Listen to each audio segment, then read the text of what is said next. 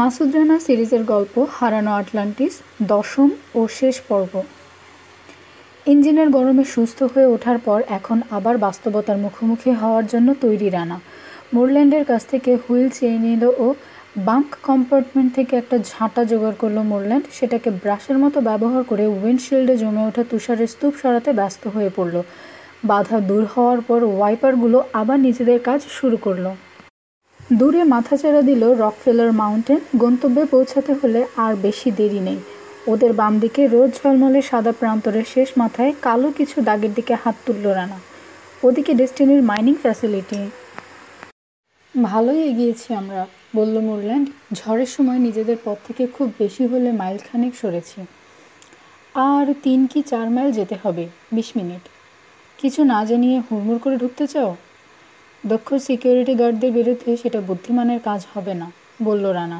নিচু পাথরের রিসটা দেখতে পাচ্ছ? বরফের নিচ থেকে বেরিয়ে বাঁকা হয়ে পাহাড়ের কোলের দিকে চলে গেছে। হ্যাঁ, দেখতে পাচ্ছি। ওটার গা ঘেঁষে স্নো ক্রুজার ছোটালে কম্পাউন্ড থেকে কেউ আমাদেরকে দেখতে পাবে না। এভাবে শেষ 2 মাইল পার হওয়া যায়। হয়তো সম্ভব, বলল মোরল্যান্ড। ওরা যদি আমাদের এক্সস্ট স্মোক দেখতে না পায়। তাকে ডাকো, পরামর্শ দিল রানা। জানে ঈশ্বরে বিশ্বাস আছে ববের। রস আইস শেলফের বরফ ঢাকা বিশাল প্রান্তর ছেড়ে রিজের পাশে পৌঁছালো ওরা। রিজটা দানবের কালো জিভের মতো পাহাড় থেকে নেমে এসে সাদা বরফের ওপর শুয়ে আছে, চূড়ার নিচের মাইনিং কম্পাউন্ডকে সম্পূর্ণ আড়াল করে। রিজ ধরে এগোচ্ছে ওরা। তবে খানিক পরেই পাশে দেখা গেল ধূসর আর কালচে রঙের আকাশ ছোঁয়া পাহাড় প্রাচীর। চূড়া থেকে জমাট জলপ্রপাতের মতো ঝুলে আছে ছোট ছোট ঝর্ণা। রোদ লাগায় নীল সবুজাভ আভা ছড়াচ্ছে। পাহাড়ের পাশের রাস্তা সমতল নয়, নয় মসৃণ, ঢেউ খেলানো অগভীর গর্তের সমষ্টি। ছোট চড়াই আর ঢালু উপত্যকা পেরোবার সময় সেকেন্ড গিয়ার দিল রানা।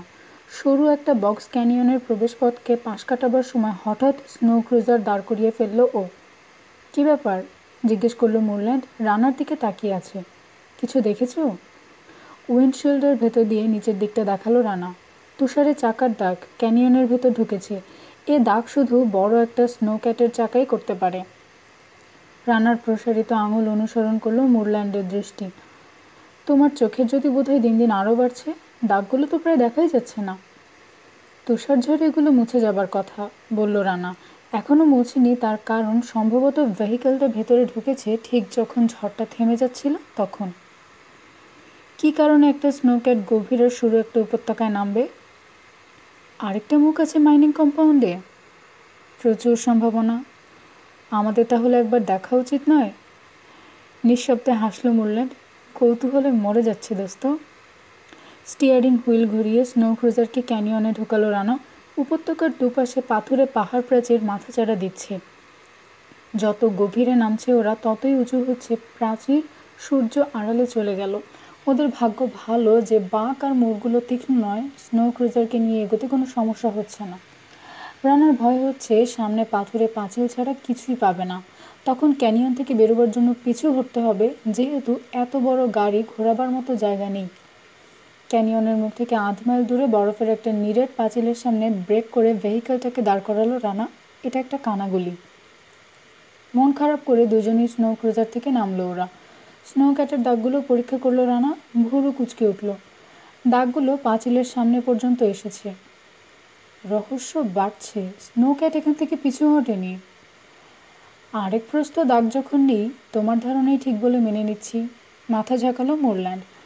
এগিয়ে এসে বরফ পাঁচিলে প্রায় নাক ঠেকিয়ে দাঁড়ালো রানা। চোখ দুটোর চারধারে হাত দিয়ে কাপ তৈরি করলো আলো ঠেকাবার জন্য। অপলক তাকিয়ে আছে। ওখানে কিছু আছে, বলল ও। বরফের দিকে তাকিয়ে মাথা ঝাঁকালো মোরল্যান্ড। এরকম জায়গাতেই কি মানুষ চেঁচায় চিচিং ফাঁক? সন্দেহ নেই এটা ভুল কোড, গম্ভীর সুরে বলল রানা। অন্তত 3 ফুট চওড়া একটা পাঁচিল। আমি যা ভাবছি তুমিও কি তাই ভাবছ? মাথা ঝাঁকালো মোরল্যান্ড। রাইফেল হাতে এখানে দাঁড়িয়েই তোমাকে আমি কভার দেব। কন্ট্রোল কেবিনে উঠে স্নো ক্রুজারকে 50 ফুট পেছনে নিয়ে এলো রানা। তারপর সামনের দিকে ছোটালো। দৈত্যের গতি ক্রমশ বাড়ছে। ছুটে সামনে চলে আসছে নিরেট পাঁচিল। তারপরেই সংঘর্ষ আর বিস্ফোরণ। মোরল্যান্ডের পায়ের তলার জমিন থরথর করে কেঁপে উঠল।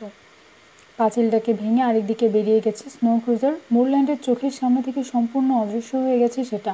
হাতে উদ্যত রাইফেল, সদ্য তৈরি ভাগটার দিকে ছুটল সে। পাঁচিল ভেঙে বেরিয়ে আসার পর স্নো ক্রুজারকে থামালো রানা। প্রচণ্ড ঝাঁকি খুলির ভেতর মগজকে বোধহয় নাড়িয়ে দিয়েছে। ঝিমঝিম করছে মাথার ভেতরটা, তবে বুঝতে পারছে আহত হয়নি হো। উইন্ডশিল্ডের ভাঙা কাঁচ সরালো বুক থেকে। বরফের বড় একটা টুকরো কাঁচ ভেঙে ভিতরে ঢুকেছিল। ভাগ্যক্রমে ওকে না ছুঁয়ে পাশ কাটিয়ে গেছে। বড়সড় একটা আইস টানেলে রয়েছে ওরা। স্নো ক্রুজারের সামনের অংশ শক্তভাবে গেঁথে আছে ভাঙা পাঁচিলের উল্টো দিকের দেয়ালে। দুদিকেই টানেলটা নির্জন, খালি পড়ে রয়েছে। কোথাও কোনো বিপদ দেখতে না পেয়ে ছুটে এসে স্নো ক্রুজারে ঢুকে পড়ল মুরল্যান্ড। তারপর মই বেয়ে উঠে এলো কন্ট্রোল কেবিনে। দেখলো ওর দিকে তাকিয়ে হাসছে রানা। হুইল ছাড়ো, আমি চালাই। মাথা নাড়ল রানা। আমার কিছু হয়নি, টানেল ধরে বাঁদিকে যেতে চাই, তুমি কি বলো? আমার ধারণা ওদিকেই মাইনিং কম্পাউন্ড। আমি যদি বলি ডান দিকে, অযথা সময় নষ্ট হবে। ইঞ্জিন স্টার্ট দিয়ে যান্ত্রিক দানবটাকে বার কয়েক আগু পিছু করিয়ে ঘুরিয়ে নিল রানা। বাম দিকে টানেল ধরে এগোবে। এই প্রথম দুপাশের জানালা খুলল ও। টানেলটার প্রশস্ততা পরীক্ষা করছে। দুপাশে 18 ইঞ্চির বেশি ফাঁকা জায়গা নেই। ছাদ থেকে সিলিংয়ের দূরত্ব আরও কম। টানেলের বাইরের গা বরাবর বড় আর গোল একটা পাইপ এগিয়েছে, সেটার দিকে একটা চোখ রাখল। পাইপটার মাঝখান থেকে খানিক পরপর ছোট আকৃতির টিউব বেরিয়ে বরফে ঢুকেছে। দেখে কি মনে হচ্ছে? জিজ্ঞেস করলো রানা। হাত তুলে দীর্ঘ পাইপটা দেখালো। স্নো ক্রুজার থেকে নেমে গেল মুরল্যান্ড। চেপে চুপে কোনো রকমে ঢুকলো সামনের টায়ার আর পাইপের মাঝখানে। পাইপের গায়ে হাত বোলাচ্ছে। ইলেকট্রিক্যাল কিছু নয়, বলল সে, এটা অন্য কোনো কাজ করে। আমি বোধহয় আন্দাজ করতে পারছি জিনিসটা কি হতে পারে। ক্রমশ নিস্তেজ হয়ে এলো রানার কণ্ঠস্বর। আইস শেলফ ভাঙার মেকানিজম, অথবা তার কোনো অংশ, বলল মুরল্যান্ড। বন্ধুর আন্দাজের সঙ্গে নিজের আন্দাজ মেলাবার চেষ্টা করছে। জানালা দিয়ে মাথা বের করে লম্বা টানেলের পেছন দিকে তাকালো রানা। অস্পষ্ট হতে হতে বহু দূরে মিলিয়ে গেছে। এই পাইপ নিশ্চয়ই মাইনিং কম্পাউন্ড থেকে 1400 মাইল লম্বা, আইস শেলফের মাথা পর্যন্ত। ইঞ্জিনিয়ারিং এখানে এক অসম্ভবকে সম্ভব করেছে, বলল মুরল্যান্ড। এত বড় একটা টানেল খোঁড়া কি ছেলে খেলা ব্যাপার? সান ফ্রান্সিসকো থেকে ফিনিক্সের সমান দূরত্ব। ঠিকই বলেছো তুমি, বলল রানা। ডেস্টিনি করে দেখিয়েছে। অবশ্য পাথরের চেয়ে বরফ খুঁড়ে টানেল তৈরি অনেক সহজ। কি হয় আমরা যদি পাইপে একটা গর্ত তৈরি করি? আইস শেলফ বিচ্ছিন্ন করার জন্য যে অ্যাক্টিভেশন সিস্টেমই সৃষ্টি করে থাকুক তারা, সেটা থামিয়ে দেওয়া হবে না? যে কোনো হস্তক্ষেপ সময়ের আগে ট্রিগার টেনে দিতে পারে, জবাব দিল রানা। অন্য কোনো বিকল্প না পেলে এই ঝুঁকি নেওয়া ছাড়া বিকল্প থাকবে না আমাদের। টানেলটা যেন হাঁ করা কালো একটা মুখ। পুরো বরফের বাইরে থেকে আলোর আভা আসছে সামান্যই, এছাড়া অন্য কোনো আলো নেই ভেতরে। ইলেকট্রিক্যাল কেবল আছে, 20 ফুট পরপর সিলিংয়ে হ্যালোজেন বাল্বও রয়েছে, তবে পাওয়ার সাপ্লাই সম্ভবত মেইন জাংশন বক্স থেকে বন্ধ রাখা হয়েছে, ফলে সেগুলো জ্বলছে না। স্নো ক্রুজারের ছোট একজোড়া হেডলাইট জ্বালল রানা। তারপর গিয়ার এঙ্গেজ করলো। গাড়ি ছেড়ে দিয়ে ধীরে ধীরে স্পিড বাড়াচ্ছে। একটু পরেই ঘন্টায় 25 মাইল দাঁড়ালো। দুই পাশে জায়গা কম, খুব সাবধানে চালাতে হচ্ছে। একটা হাঁটুর ওপর রাইফেল রেখে প্যাসেঞ্জার সিটে বসেছে মুরল্যান্ড, যে কোনো বৈরী পরিস্থিতির জন্য তৈরি। হেডলাইটের আলো বেশ অনেক দূর পর্যন্ত আলোকিত করে রেখেছে টানেলটাকে। টানেলের মতো টিউব সহ পাইপটারও যেন শেষ বলে কিছু নেই। টানেলের মেঝে আর ছাদে ঢোকানো টিউবগুলো আরেকবার খুঁটিয়ে দেখল রানা। টানেল খালি, তার কারণ ডেস্টিনির লোকজন মাইনিং ফ্যাসিলিটি ছেড়ে জাহাজে ওঠার জন্য চলে গেছে। বুয়েনোস আইরেসে ব্রিটিশ দূতাবাসের পার্টিতে গর্বের সুরে একটা টাইম টেবিলের কথা জানিয়েছিল হিউগো হারমান। 4 দিন 10 ঘন্টা। 4 দিন গত হয়েছে, পার হয়েছে আরও 8 ঘন্টা 40 মিনিট। সুইচ টিপে কৃত্রিম কেয়ামতের সূচনা করবে হিউগো হারমান এখন থেকে ঠিক 1 ঘন্টা 20 মিনিট পর। রানার হিসেবে ফ্যাসিলিটির মাঝখান থেকে 1 মাইল, খুব বেশি 1.5 মাইল দূরে রয়েছে ওরা। ওদেরকে লেআউটের স্যাটেলাইট ম্যাপ দেওয়া হয়নি, কাজে ভেতরে ঢোকার পর কন্ট্রোল সেন্টারটা খুঁজে নিতে বেশ বেগ পেতে হবে। একটা প্রশ্ন বিরক্ত করছে বারবার, স্পেশাল ফোর্স টিম কি এখনও পৌঁছায়নি? আরও 18 মিনিট পর নীরবতা ভেঙে মুরল্যান্ড বলল, সামনে একটা চৌরাস্তা। স্নো ক্রুজারের গতি কমিয়ে আনলো রানা। চৌরাস্তা নয়, এখানে 5টা রাস্তার মুখ পরস্পরের সঙ্গে মিলেছে। দ্বন্দ্বটা মনে হলো পাগল করে ছাড়বে। ভুল করা যাবে না, হাতে সময় এত কম। আবার জানালার বাইরে মাথা বের করে টানেলের জমাট মেঝের ওপর চোখ বুলালো রানা। চাকার দাগ সব রাস্তাতেই রয়েছে, তবে গভীর দাগ দেখা গেল শুধু ওদের ডান দিকের শাখা টানেলে। স্নো ক্রুজার থেকে লাফ দিয়ে নিচে নামলো মুরল্যান্ড। শাখা টানেল ধরে হনহন করে হাঁটছে। একটু পরেই হারিয়ে গেল সে। ফিরে এলো কয়েক মিনিট পরে। কি দেখলে? 200 গজ সামনে বড় একটা চেম্বারে মিশেছে টানেলটা। স্নো ক্রুজার ঘুরিয়ে নিয়ে ডান দিকে টানেলে ঢুকলো রানা। অদ্ভুত দর্শন সব কাঠামোর দেখা মিলছে, যেন বরফের সঙ্গে আটকানো, অস্পষ্ট আর অচেনা। তবে এমন সরল রেখা ধরে এগিয়েছে যে প্রকৃতির তৈরি বলে মনে হয় না। মুরল্যান্ড যেমন বলেছে, টানেলের শেষ মাথায় বিশাল একটা চেম্বার দেখা গেল। ছাদ থেকে ঝুলে আছে বরফের অসংখ্য ঝুড়ি। ছাদের বেশ কয়েকটা ফাটল দিয়ে আলো ঢুকছে। চেম্বারের ভেতর যেন ভৌতিক আলো ছায়ার খেলা। পরিবেশটায় জাদু আছে। সময় এখানে স্থির। দৃশ্যটা হকচকিয়ে দিয়েছে। স্নো ক্রুজারকে ধীরে ধীরে দাঁড় করিয়ে ফেলল রানা। দুজনের কারো মুখে একটা কথা নেই। জায়গাটা একসময় একটা চৌরাস্তা ছিল, সেটাকে ঘিরে তৈরি হয়েছিল প্রাচীন একটা শহরের দালান কোঠা। এখন আর তুষার ঝড় ওদেরকে আড়াল দিচ্ছে না। কোথাও কোথাও উটের কুচের মতো উঁচু হয়ে আছে তুষারের স্তূপ। সেগুলোর আড়াল দিয়ে মেইন কম্পাউন্ডের দিকে এগোচ্ছে মেজর কোহেনের স্পেশাল ফোর্স। সামনে একটা কাঁটাতারের বেড়া পড়ল, তারপর আরেকটা। তার কেটে অনায়াসে ভেতরে ঢুকে পড়ল প্রথম দলটা। সেটার পিছু নিয়ে বাকি দুই দলও। মেজর কোহেনের কোনো ধারণা নেই তার লোকদের কী ধরনের শক্তির বিরুদ্ধে লড়তে হবে। সিআইএ কোনো তথ্য দিতে পারেনি, কারণ ডেস্টিনি এন্টারপ্রাইজেসকে কখনো যুক্তরাষ্ট্রের নিরাপত্তার জন্য হুমকি বলে মনে করেনি তারা। তাকে শুধু বলা হয়েছে ডেস্টিনির সিকিউরিটি গার্ডরা দক্ষ পেশাদার, কিন্তু কেউ বলেনি সংখ্যায় তারা ওদের চেয়ে 3 গুণ বেশি। কম্পাউন্ডের ভেতরে ঢুকে বিস্মিত হলো মেজর কোহেন। কোথাও কেউ নেই, সব ফাঁকা পড়ে আছে। তবে মনে হলো নীরবতা যেন বড় বেশি জমাট। মূল কন্ট্রোল সেন্টারের নিচের ফ্লোরে সিকিউরিটি গার্ড হেডকোয়ার্টারে রয়েছে হিউগো হারমান। দেয়াল জুড়ে সারি সারি মনিটরে দেখা যাচ্ছে মেজর কোহেনের নেতৃত্বে কমপ্লেক্সের রাস্তায় ছড়িয়ে পড়েছে আসল টিম। তুমি নিশ্চিত? কার্ট মার্শালকে প্রশ্ন করল হিউগো। ওরা আমাদের লাঞ্চ টাইমে কোনো রকম বিঘ্ন সৃষ্টি করতে পারবে না? পুরোপুরি নিশ্চিত, বলল ডেস্টিনির সিকিউরিটি চিফ। এ ধরনের উপদ্রব বিদায় করার জন্য বহুবার রিহার্সাল দিয়েছি আমরা। আমাদের লোক সংখ্যা অনেক বেশি। সুবিধা পাবো নিজেদের জায়গায় দাঁড়িয়ে লড়াই করার। প্রতিপক্ষ জানেও না যে তারা একটা ফাঁদে পা দিয়েছে। তোমার ওভারঅল স্ট্র্যাটেজি জানতে চাইল হিউগো।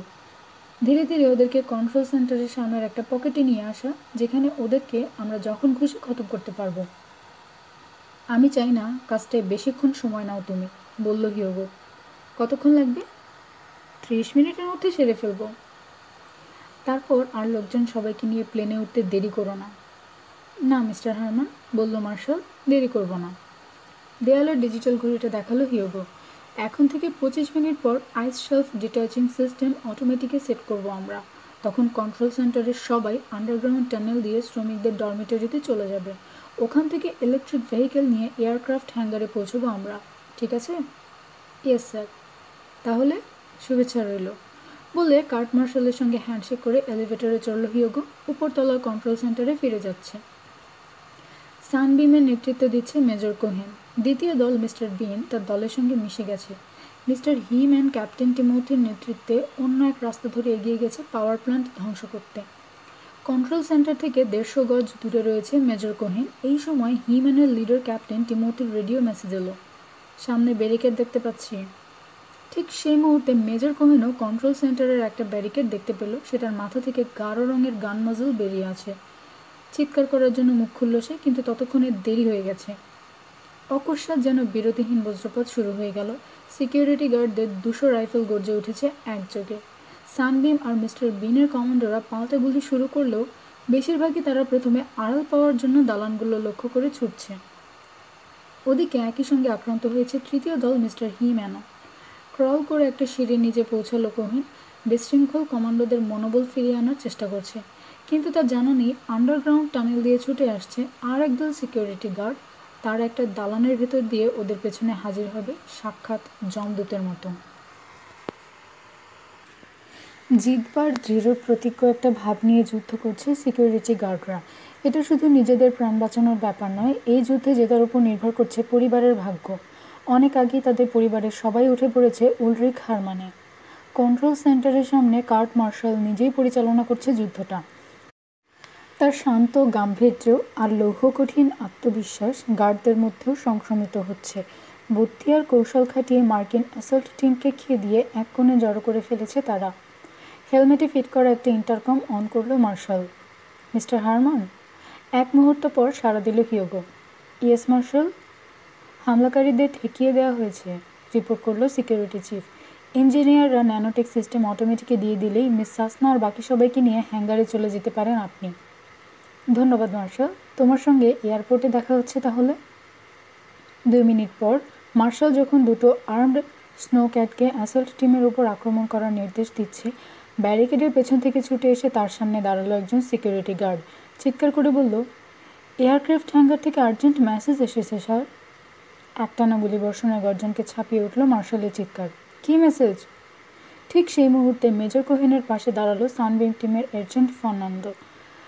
স্নাইপার স্কোপে চোখ রেখে অটোমেটিক রাইফেলের ট্রিগার টেনে দিল সে। গার্ড লোকটা ঢলে পড়ল মার্শালের পায়ের কাছে। কিছু শোনেনি বা টেরও পায়নি সে। বুলেটটা তার কপালের ডান দিক দিয়ে ঢুকে বাম দিক দিয়ে বেরিয়ে গেছে। অদ্ভুত দর্শন একটা ভেহিকেল এয়ারপোর্ট হ্যাঙ্গারে ভাঙচুর চালাচ্ছে, জরুরি এই মেসেজটা তারা ডেলিভারি দেওয়া হলো না। অ্যান্টি ট্যাঙ্ক শেল ব্যবহার করে 4টে স্নো ক্যাটকে অচল করে দিয়েছে সানবিমের সৈনিকরা। সবাই যখন হিংস্র উল্লাসে ফেটে পড়ছে, মেজর কোহেন তার একদিকে প্রায় 25 জন সৈনিককে হারিয়ে শোকে কাতর, আরেকদিকে সিকিউরিটি গার্ডদের পরবর্তী হামলার কথা ভেবে শঙ্কিত, কারণ কিছুক্ষণের মধ্যে প্রতিপক্ষ টের পেয়ে যাবে ওদের কাছে আর কোনো অ্যান্টি ট্যাঙ্ক শেল নেই। সন্দেহ নেই গার্ডরা আবার আর্মার্ড স্নো ক্যাটকে নিয়ে হামলা চালাবে। তারপর অ্যাসল্ট টিমের নিশ্চিহ্ন হয়ে যাওয়াটা স্রেফ সময়ের ব্যাপার মাত্র, যদি না মার খেয়ে আকারে ছোট হয়ে যাওয়া হি-ম্যান পাশ থেকে ব্যারিকেডে আঘাত করে। নিজের দল নিয়ে পাওয়ার প্ল্যান্টে পৌঁছাতে পারেনি ক্যাপ্টেন টিমোথি। মেজর কোহেনের নির্দেশ পেয়ে মেইন কন্ট্রোলের কেবিনের দিকে ফিরে আসছে সে। ওয়াশিংটন, যুদ্ধক্ষেত্র থেকে পাওয়া রিপোর্ট থেকে জানা গেল অ্যাসল্ট টিম গভীর সংকটে পড়েছে। তারপর পরিষ্কার হয়ে গেল মেজর কোহেন আর তার সৈনিকদের গুলি করে ছিন্নভিন্ন করা হচ্ছে। প্রেসিডেন্ট আর জয়েন্ট চিফরা বিশ্বাস করতে পারছেন না এসব কী শুনছেন তারা। অনিচ্ছা সত্ত্বেও ধীরে ধীরে তাদেরকে বিশ্বাস করতে হচ্ছে মিশনটা ব্যর্থ হয়েছে। লোকারণ্য দুনিয়াটার সত্যি এবার মৃত্যু হবে।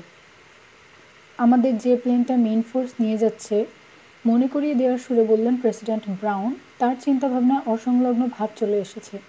সেটা কখন? কম্পাউন্ডে পৌঁছতে আরও 40 মিনিট লাগবে তাদের, জানালেন জেনারেল জে গ্রাফটন। আর কাউন্টডাউন? আইস শেলফ ভাঙার উপযোগী জোয়ার পাওয়া যাবে এখন থেকে 22 মিনিট পর। সেক্ষেত্রে মিসাইল না পাঠিয়ে উপায় কী? তাতে নিজেদের লোকজনকেও মেরে ফেলা হবে, সাবধান করে দিয়ে বললেন জেনারেল গ্রাফটন। আর কোনো বিকল্প আছে আমাদের সামনে? জবাব চাইলেন প্রেসিডেন্ট ব্রাউন।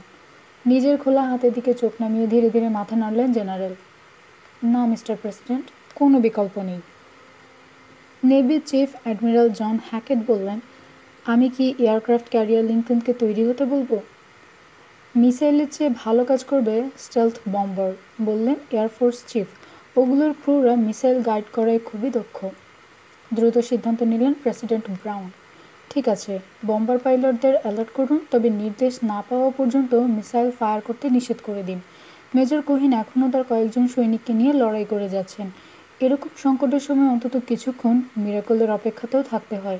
কন্ট্রোল সেন্টারে ঢুকে কাউন্টডাউন থামিয়ে দিতে পারেন তিনি। চৌরাস্তার চারপাশে বরফের নিচ থেকে মাথা তুলে রয়েছে বেশ কিছু দালান।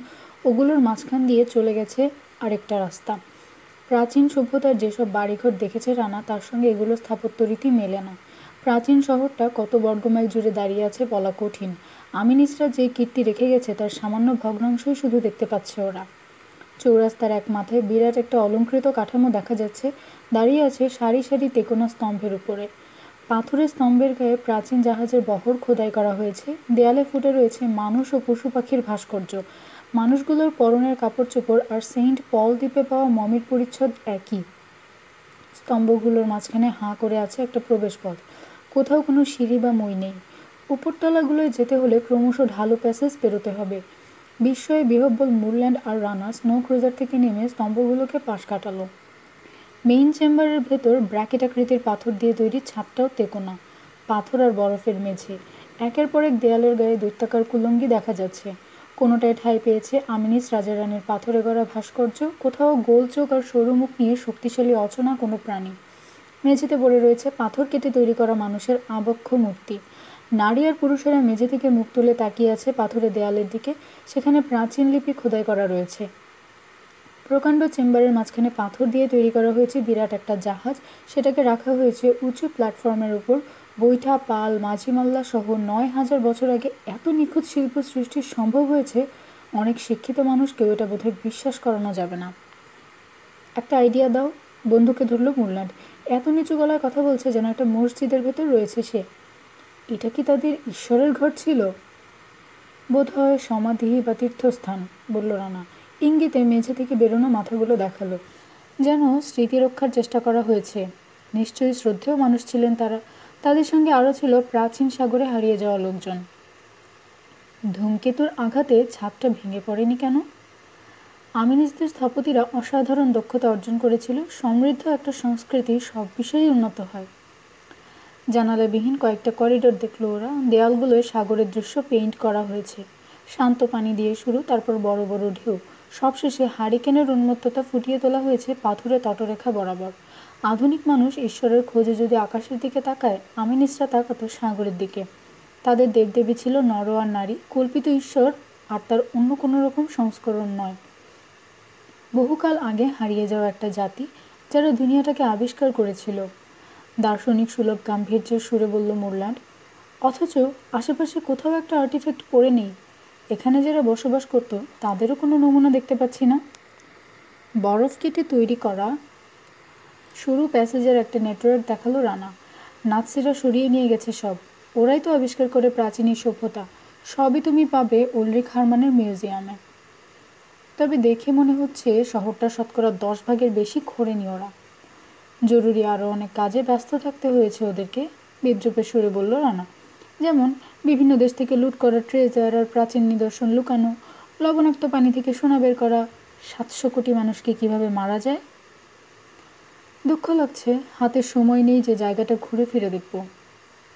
হ্যাঁ, ঘোর লাগা ভাবটা মাথা আর কাজ ঝেঁকিয়ে ঝেড়ে ফেলতে চেষ্টা করলো রানা। সত্যিই সময় নেই। আর মাত্র 25 মিনিটের মধ্যে কন্ট্রোল সেন্টারটা খুঁজে বের করতে হবে আমাদের। অনিচ্ছা সত্ত্বেও চৌরাস্তায় ফিরে এসে স্নো ক্রুজারে চড়ল ওরা। স্নো ক্যাটে রেখে যাওয়া চাকার দাগ অনুসরণ করে পেছনে ফেললো আমিনিসদের সমাধি, তারপর একটা টানেলে ঢুকলো। মাইনিং কম্পাউন্ড কাছে চলে আসছে ধরে নিয়ে অটোমেটিক রাইফেলের মাজল ভাঙা উইন্ডশিল্ডের বাইরে বের করে দিল মুরল্যান্ড। টানেল ধরে 1 মাইল এগোবার পর একটা বাঁক ঘুরলো ওরা। দেখলো উল্টো দিক থেকে একটা ইলেকট্রিক অটো আসছে। কালো ইউনিফর্ম পরা 3 জন সিকিউরিটি গার্ড রয়েছে ওটায়। কিম্ভূত কিমাকার স্নো ক্রুজারকে দেখে ভ্যাবাচাকা খেয়ে গেল। ভয় পেয়ে অকস্মাৎ ব্রেক কষল ড্রাইভার। স্পিড কমলো না, বরফে পিছলাচ্ছে চাকাগুলো। অপর 2 গার্ড আত্মরক্ষার তাগিদে লাফ দিল অটো থেকে। কর্কশ ধাতব সংঘর্ষের আওয়াজ ওদের কানের পর্দা ফাটিয়ে দেওয়ার উপক্রম করলো। স্নো ক্রুজারের ধাক্কা খেয়ে অটো প্রথমে থামলো, তারপর পিছু হটলো, সবশেষে পেছন দিকে ডিগবাজি খেতে শুরু করলো। চিড়ে চ্যাপটা কাঠামোর ভিতর লাশ হয়ে গেছে ড্রাইভার। বাকি 2 আরোহীকে টানেলের দেয়ালের সঙ্গে পিষে মারল স্নো ক্রুজারের দৈত্যাকার চাকাগুলো। টানেল ধরে আরও 200 গজ এগুলো ওরা।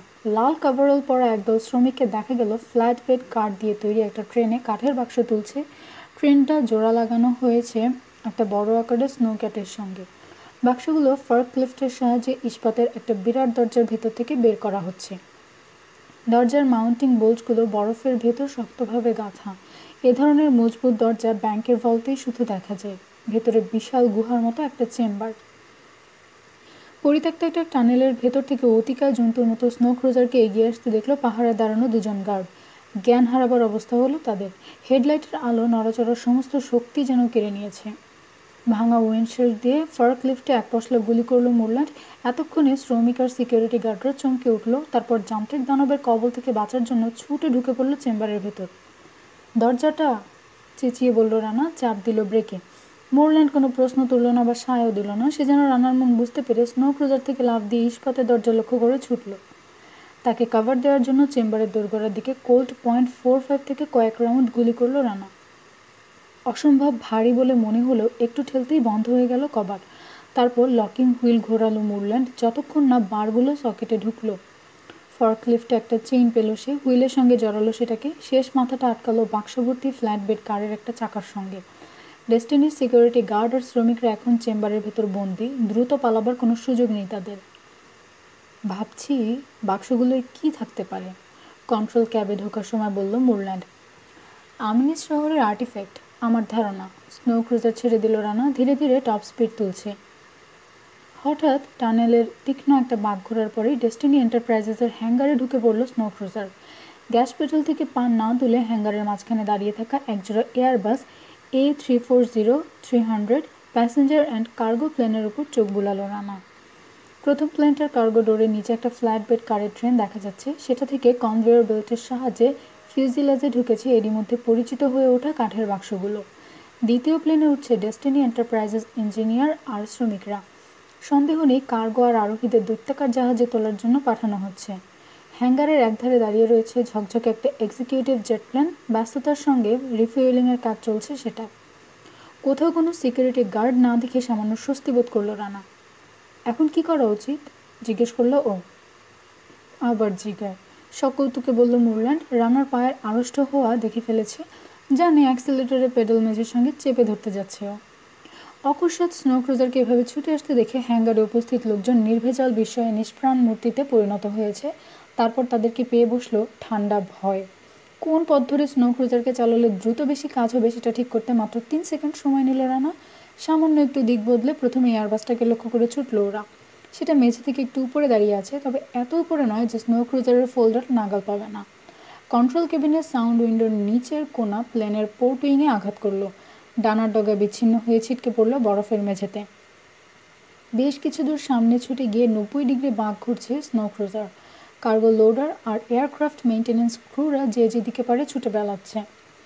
ফিরে এসে দ্বিতীয় এয়ারবাসের আউটার উইং ভেঙে ফেলল স্নো ক্রুজার। এবার ফিউজেলাজের ভেতর খানিকটা সেধিয়ে গেল ওটার নাক। ব্যাক গিয়ার দিয়ে পিছু উঠল রানা, নাকটা ছাড়িয়ে নিয়ে দিক বদল করলো। এবার ছুটছে এক্সিকিউটিভ জেটকে লক্ষ্য করে। তোমার সঙ্গে ঠাট্টা চলে না, কি বলো? সহাস্যে প্রশ্ন করলো মুরল্যান্ড। কেউ ঢিলটি মারলে তাকে পাটকেলটি খেতে হয়। শোনো, দাঁতে দাঁত চেপে বলল রানা, কেউ যদি দুনিয়ায় গজব ডেকে আনার ব্যবস্থা পাকা করে ফেলে থাকে, এখানে বসে তাদেরকেও সবার সঙ্গে ভুগতে হবে। রানার মুখ থেকে কথাগুলো বেরিয়েছে কি বেরোয়নি, তোবরানো স্নো ক্রুজার হিয়োগো হারমানের উঁচু প্রাইভেট প্লেনে প্রচণ্ড গুঁতো মারল। খাড়া আর আড়াআড়ি দুটো স্ট্যাবিলাইজারই ভেঙে গেল। ওগুলো যেন একটা মডেল প্লেনের লেস ছিল। ফিউজিলাজ প্রায় নিখুঁতভাবে দুভাগ হয়ে গেছে। ঢলে পড়ল গোটা কাঠামো। ডানা আর মুখ উপর দিকে তাক করা, যেন টেক অফ করতে চায়। মুগ্ধ হয়ে মাথা নাড়ছে মুরল্যান্ড। প্রশংসার সুরে বলল, যেখানে যাবে সেখানেই যদি এরকম ভাঙচুর করতে থাকো, কেউ তোমাকে আর দাওয়াত দেবে না। বন্ধুর দিকে ফিরল রানা, মুখে চওড়া হাসি। তুমি যখন কৌতুক করো, সময় যেন দৌড় দেয়। মুখ তুলে তাকাতে ভাঙা রিয়ার ভিউ মিররে হঠাৎ একটা স্নো ক্যাটকে দেখতে পেল রানা। খুব যে একটু উদ্বিগ্ন হলো তা নয়। স্নো ক্রুজারের স্পিড ওর চেয়ে ঘন্টায় 5 কি 6 মাইল বেশি। যন্ত্রদানবটাকে টানেলের ভেতর দিয়ে ছোটালো রানা। স্নো ক্যাটের সিকিউরিটি গার্ডদের কাছ থেকে যতটা সম্ভব এগিয়ে থাকতে চাইছে। টানেল ক্রমশ পাকা হয়ে গেল। গুলির রেখা স্নো ক্রুজারকে ছোঁবে না আপাতত। দুটো ভেহিকেলের দূরত্ব আরও বাড়িয়ে নেওয়ার চেষ্টা করছে ও। টানেল আবার সোজা হলো, তবে স্নো ক্যাটটাকে পেছনে এখনও দেখা যাচ্ছে না। ওরা কেটে পড়লো নাকি জিজ্ঞেস করলো মুরল্যান্ড। আরে না, রানা শান্ত। খোলা জায়গায় বেরোই, তারপর প্রতিযোগিতাটা জমবে। 5 মিনিট পর আরও এক প্রস্থ বাঁকা পথ পেছনে ফেলে এলো স্নো ক্রুজার। পরিত্যক্ত ইকুইপমেন্টকে পাশ কাটাচ্ছে। বেশ কিছু খোলা দরজা দেখা গেল, ওগুলো খালি করা স্টোর রুম। আরও 2 মিনিট পর সগর্জনে খোলা নীল আকাশের নিচে বেরিয়ে এলো স্নো ক্রুজার, মেইন কম্পাউন্ডের মাঝখান থেকে মাত্র 8 মাইল দূরে। অবশেষে নিজেদের গন্তব্যে পৌঁছেছে ওরা। এই প্রথম দেখছে ডেস্টিনি এন্টারপ্রাইজেসের মাইনিং ফ্যাসিলিটি। কম্পাউন্ডের এক প্রান্তে একটা টানেল দিয়ে বেরিয়েছে রানা। অন্যান্য আইস স্টেশন বেশিরভাগই বরফ আর তুষারের নিচে চাপা থাকে। হিয়োগো হারমানরা তাদের দালান আর রাস্তা পরিষ্কার করে রেখেছে। দুটো বড় কাঠামোকে ঘিরে ছোট ভবনগুলো বৃত্তাকারে দাঁড়িয়ে আছে। দুটোর একটা হলো কন্ট্রোল কেবিন, আরেকটা এক্সট্রাকশন প্ল্যান্ট। হিম বাতাসকে অকস্মাৎ ছিঁড়ে ফেলল বজ্রপাতের মতো গুলির আওয়াজ। সেই সঙ্গে কয়েকটা ভবন থেকে বিস্ফোরিত হলো আগুনের শিখা। কুণ্ডলি পাকিয়ে উপরে উঠে যাচ্ছে কালো ধোঁয়া। একের পর এক গ্রেনেডের বিস্ফোরণ আবর্জনা ছুড়ে দিচ্ছে আকাশে। একই সঙ্গে শোনা যাচ্ছে অটোমেটিক রাইফেলের তীক্ষ্ণ আওয়াজ। রাস্তায় লাশ পড়ে থাকতে দেখা গেল। সাদা বরফের উপর রক্তে ভেসে যাচ্ছে। বেশিরভাগ লাশের পরনে সাদা ক্যামোফ্লেজ ফেটিক। এ তো দেখছি, গম্ভীর সুরে বলল রানা, আমাদেরকে ছাড়াই শুরু হয়ে গেছে বল ডান্স। C-17 থেকে 65 জন জাম্প করেছিল। আকাশে থাকতে খোঁজ পাওয়া যায়নি একজনের। 64 জনের মধ্যে বেঁচে আছে মাত্র 26 জন। তাদের মধ্যে আরও অন্তত 7 জন আহত। টিম লিডার মেজর কোহেন নিজেও হাতে গুলি খেয়েছে। শ্যাপ্রানেল ছিঁড়ে দিয়ে গেছে তার চিবুক। তবে যারা বেঁচে আছে তারা বেপরোয়া, এখনও পাল্টা গুলি করে টিকিয়ে রেখেছে যুদ্ধটা। সবাই জানে পরাজয় আর মৃত্যু খুব বেশি দূরে নয়। এই সময় হঠাৎ সিকিউরিটি গার্ডরা বন্ধ করলো ফায়ারিং। খানিক পর কোহেনও নিজের লোকদের গুলি চালাতে নিষেধ করলো। ভাবছে ডেস্টিনি এন্টারপ্রাইজেস নতুন কী চাল দেয়। ফ্যাসিলিটির চারদিকে দালানে ফিট করা লাউড স্পিকার থেকে মার্জিত পরিশীলিত একটা কণ্ঠস্বর ভেসে এলো। একটি ঘোষণা।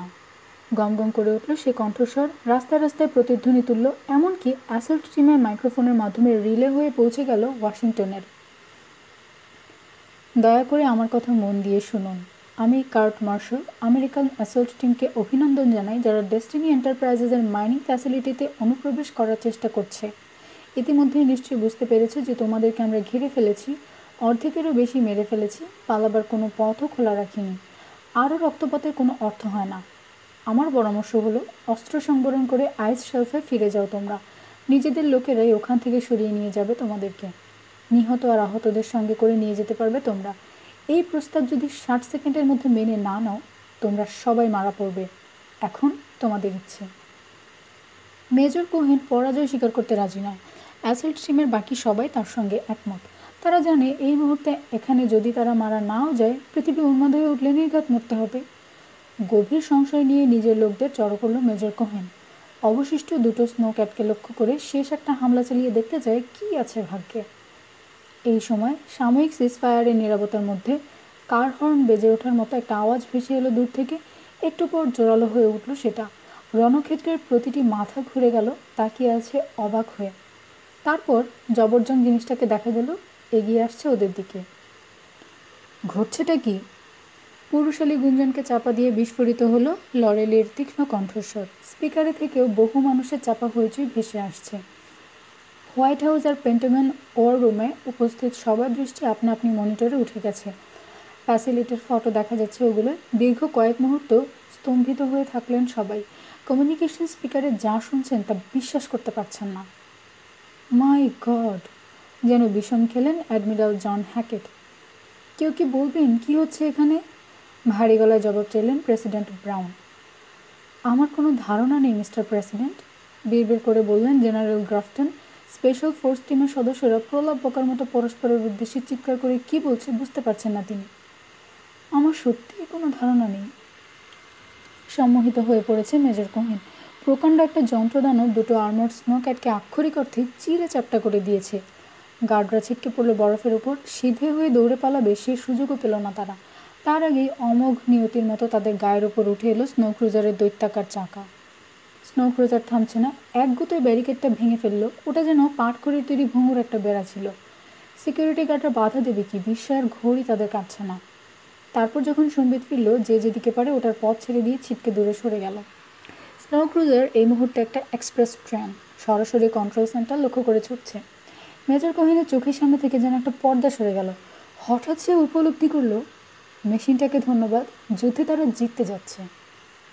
তবে ব্যাপারটা অত সহজ হলো না। সিকিউরিটি গার্ডদের রিজার্ভ একটা টিম, সংখ্যায় 30 জনের কম নয়, কন্ট্রোল সেন্টারের সামনে পজিশন নিয়ে স্নো ক্রুজারকে লক্ষ্য করে অটোমেটিক রাইফেল থেকে ফায়ার শুরু করলো। ঝাঁকঝাঁক বুলেটের ঢেউ একের পর এক আঘাত করছে লাল শরীর আর দৈত্যাকার টায়ারে, ছিন্ন ভিন্ন করে ফেলছে মেটাল আর রাবার। অথচ তারপরও থামার কোনো লক্ষণ নেই দানবটার। ছাদের উপর থেকে এখনও একঘেয়ে সুরে বেজে চলেছে হর্নটা। কন্ট্রোল কেবিনের প্রতি ইঞ্চি কাঁচ গুলি করে ফেলে দেওয়া হয়েছে। তারপরও ড্রাইভার আর প্যাসেঞ্জার সিকিউরিটি গার্ডদের লক্ষ্য করে অনবরত গুলি করে যাচ্ছে। নির্দয় দানবিক প্রচণ্ডতা নিয়ে কন্ট্রোল সেন্টারে ধাক্কা মারল স্নো ক্রুজার। ঘন্টায় 20 মাইল গতিতে 30 টন ভর চাপিয়ে দিল প্রবেশ পথকে ঘিরে থাকা ইস্পাতের দেয়াল আর চারপাশের ছাদের ওপর। সংঘর্ষের ফলে প্রথমে রানার মোরল্যান্ডের মাথার ওপরকার ছাদটা উড়ে গেল। যন্ত্রদানবের মুখ সব কিছু ভেঙে চুরে সেধিয়ে যাচ্ছে কন্ট্রোল রুমে। কর্কশ ধাতব ককানিতে কান পাতা দেয়। ইস্পাত ছিল, মোচড় খেয়ে ফাঁক হলো। বিস্ফোরিত হলো electronic equipment, wiring, office furniture আর কম্পিউটার সিস্টেম। স্নো ক্রুজারের অন্তিম দশা উপস্থিত। সারা গায়ে অসংখ্য বুলেটের জখম, কন্ট্রোল কেবিন ভেঙে একাকার, বিরাট চাকাগুলো ছিঁড়ে ফালি ফালি। একটা দেয়ালে বাড়ি খেয়ে দাঁড়িয়ে পড়ল ওটা। সম্পূর্ণ অবশ হয়ে দাঁড়িয়ে আছে কার্ট মার্শাল।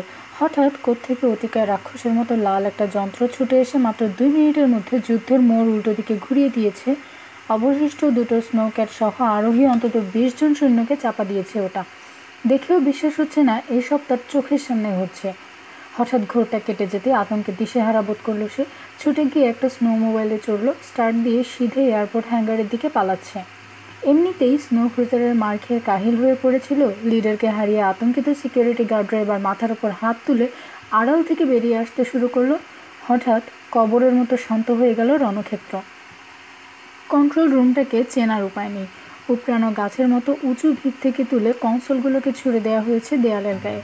ডেস্ক, শেলফ আর ক্যাবিনেটের সমস্ত জিনিসপত্র ছড়িয়ে রয়েছে মেঝেতে। টেবিল চেয়ার ভেঙে চুরে দুমড়ে মুচড়ে একাকার। মাউন্টিং থেকে বাঁকা হয়ে ঝুলছে মনিটরগুলো। এসবের মধ্যে প্রকাণ্ড একটা ডাইনোসরের মতো গায়ে 1000 বুলেটের ক্ষত নিয়ে চুপচাপ বসে আছে স্নো ক্রুজার। দরজাটা ভেঙে পড়েছে। স্নো ক্রুজার থেকে বেরিয়ে এসে সেটার উপর দাঁড়ালো রানা। ওরা যে বেঁচে আছে এটা স্রেফ একটা মিরাকল। বুলেট ওদের কাপড় চোপড় ছিঁড়ে ফেলেছে। রানার বাম বাহুর খানিকটা মাংস উড়ে গেছে। মুরল্যান্ডের খুলির ক্ষতটা গভীর নয়, তবে এখনও সেটা থেকে রক্ত বেরোচ্ছে।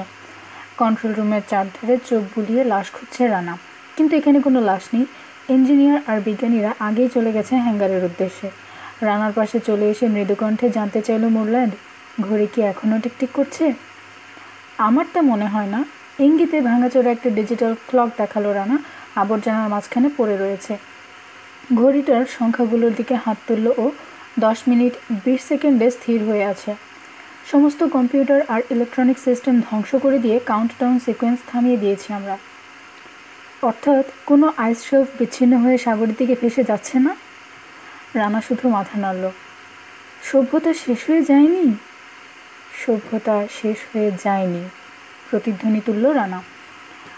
আমাদের কাজও তাহলে শেষ, বিড়বিড় করে বলল মুরল্যান্ড। বিশ্বাস করতে কষ্ট হচ্ছে তার, যা কিনা কলোরাডোর খনিতে শুরু হয়েছিল, অবশেষে তার পরিসমাপ্তি ঘটল অ্যান্টার্কটিকার একটা বিধ্বস্ত কামরার ভেতর।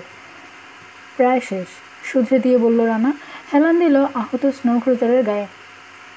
এখনও কিছু আলগা সুতো আছে, বাঁধতে হবে ওগুলো। মুরল্যান্ড এমন দৃষ্টিতে তাকিয়ে আছে যেন এই জগতের লোক নয় সে। 10 মিনিট 20 সেকেন্ড, ধীরে ধীরে বলল সে। এ কি সম্ভব? পৃথিবী ধ্বংসের এতটা কাছে চলে এসেছিল? বোধ হয় সত্যিই কি ওটা পৃথিবীকে কয়েক হাজার বছরের জন্য বদলে দিত?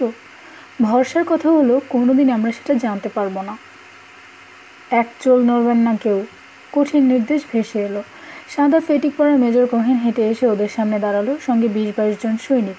তার বিশ্বাস হচ্ছে না সিভিলিয়ান এই দুই চরিত্র যুদ্ধের মোড় তাদের অনুকূলে ঘুরিয়ে দিয়েছে। কান চুলকাতে পারি? মুচকি হেসে তাকে জিজ্ঞেস করলো মুরল্যান্ড। কোত্থেকে আসছেন আপনারা? জানতে চাইল মেজর কোহেন। পরিচয় কি? এখানে কি করছেন? তার নিজের কানে হাস্যকর লাগছে প্রশ্নগুলো। আমি মাসুদ রানা, ও আমার বন্ধু ববি মুরল্যান্ড, বলল রানা। আমরা নুমার স্পেশাল প্রজেক্টে আছি। আপনারা? 5 মিনিট পর নিজের রূঢ় আচরণের জন্য ক্ষমা চেয়ে নিয়ে রানা আর মুরল্যান্ডের প্রশংসায় উচ্ছ্বসিত হয়ে উঠল মেজর কোহেন। তারপর জানতে চাইল সে, সত্যি কি আপনারা ওদের ষড়যন্ত্র বানচাল করে দিয়েছেন? কাউন্টডাউন থেমে গেছে? চারিদিকে চোখ বুলিয়ে দেখতে পাচ্ছেন না? জবাব দিল রানা। সমস্ত ইলেকট্রনিক ফাংশন থেমে গেছে। বরফ কাটার মেশিন অ্যাক্টিভেট করবে যে ইলেকট্রনিক কমান্ড, সেটা পাঠানোই সম্ভব হয়নি। থ্যাংক গড, হাত ছাড়ল মেজর। এই দৈত্যটাকে কোথায় পেলেন আপনারা? স্নো ক্রুজারের দিকে তাকালো সে। সে আরেক গল্প। শত্রুরা কোথায়? মূল হোতারা? জানতে চাইল কোহেন। চিন্তা করবেন না, আশ্বস্ত করল রানা। কেউ পালাতে পারবে না। এখানে আসার পথে তাদের সমস্ত ফ্লাইট বাতিল করে দিয়ে এসেছি আমরা। আইস শেলফ ডিটাচমেন্ট সিস্টেম ধ্বংস করে দেওয়া হয়েছে। মেজর কোহেনের এই রিপোর্ট শুনে পেন্টাগন আর হোয়াইট হাউসের ওয়ার রুমে উল্লাসে চেঁচিয়ে উঠলেন সবাই। আবেগ আর উত্তেজনা চেপে রাখতে না পেরে ছো দিয়ে ফোনটা নিয়ে তীক্ষ্ণ কণ্ঠে বললেন প্রেসিডেন্ট ব্রাউন। মেজর কোহেন, আমি প্রেসিডেন্ট বলছি, আমার কথা শুনতে পাচ্ছেন? এক মুহূর্ত শব্দজট ছাড়া কিছুই শোনা গেল না। তারপর ভেসে এলো মেজর কোহেনের জবাব। জি মিস্টার প্রেসিডেন্ট, আপনার কথা পরিষ্কার শুনতে পাচ্ছি আমি। এতক্ষণ কমিউনিকেশনটা ওয়ান হয়েছিল, বললেন প্রেসিডেন্ট। এবার বোধহয় সময় হয়েছে আমাদের কিছু প্রশ্নের জবাব দেওয়ার। জি স্যার। কোহেনের বিশ্বাস করতে কষ্ট হচ্ছে স্বয়ং কমান্ডার ইন চিফের সঙ্গে কথা বলছে সে। তবে আমাকে খুব তাড়াতাড়ি জবাব দিতে হবে স্যার। ডেস্টিনের ইঞ্জিনিয়ার সহ কিছু কর্মকর্তাকে এখনও ঘেরাও করা বাকি। হ্যাঁ, বুঝতে পারছি। তবে প্লিজ বিরাট ওই মেশিনটা সম্পর্কে জানান আমাদেরকে। কোত্থেকে এলো ওটা? কে অপারেট করলো? দ্রুত জবাব দিল কোহেন। শুনে হোয়াইট হাউসের পেন্টাগনের শ্রোতাদের চক্ষু চড়ক গাছ। নুমার 2 কর্মকর্তা, মাসুদ রানা আর ববি মুরল্যান্ড। অ্যাডমিরাল জর্জ হ্যামিল্টনের দিকে তাকালেন সবাই। কথা না বলে চুপ করে বসে আছেন তিনি। মৃদু কাঁধ ঝাঁকালেন, তারপর খানিকটা নির্লিপ্ত সুরে বললেন, কি জানি, ব্যাপারটা ঠিক বুঝতে পারছি না। মাসুদ রানা হয়তো কোনো কাজে গিয়েছিল ওদিকে, দেখা যাচ্ছে সঙ্গে করে বন্ধু ববিকেও নিয়ে গেছে। 1939 সালে তৈরি একটা মেশিনে চড়ে 60 মাইল বরফ পাড়ি দেওয়া একমাত্র ওর পক্ষেই সম্ভব। আমিও এতটুকু অবাক হচ্ছি না। অ্যাডমিরাল থামতেই বলল, কংগ্রেস সদস্য লরেলি। উজ্জ্বল হাসিতে উদ্ভাসিত হয়ে আছে মুখ। দুনিয়াকে কেউ অচল করে দেবে আর দাঁড়িয়ে দাঁড়িয়ে সেটা দেখবে না, এ কোনো দিন হয় নাকি? কে এই লোকগুলো? রেগে মেগে জানতে চাইলেন জেনারেল গ্রাফটন। মিলিটারি অপারেশনে নুমা কী কারণে নাক গলাতে আসে? কার কাছ থেকে অনুমতি নিয়েছে ওরা?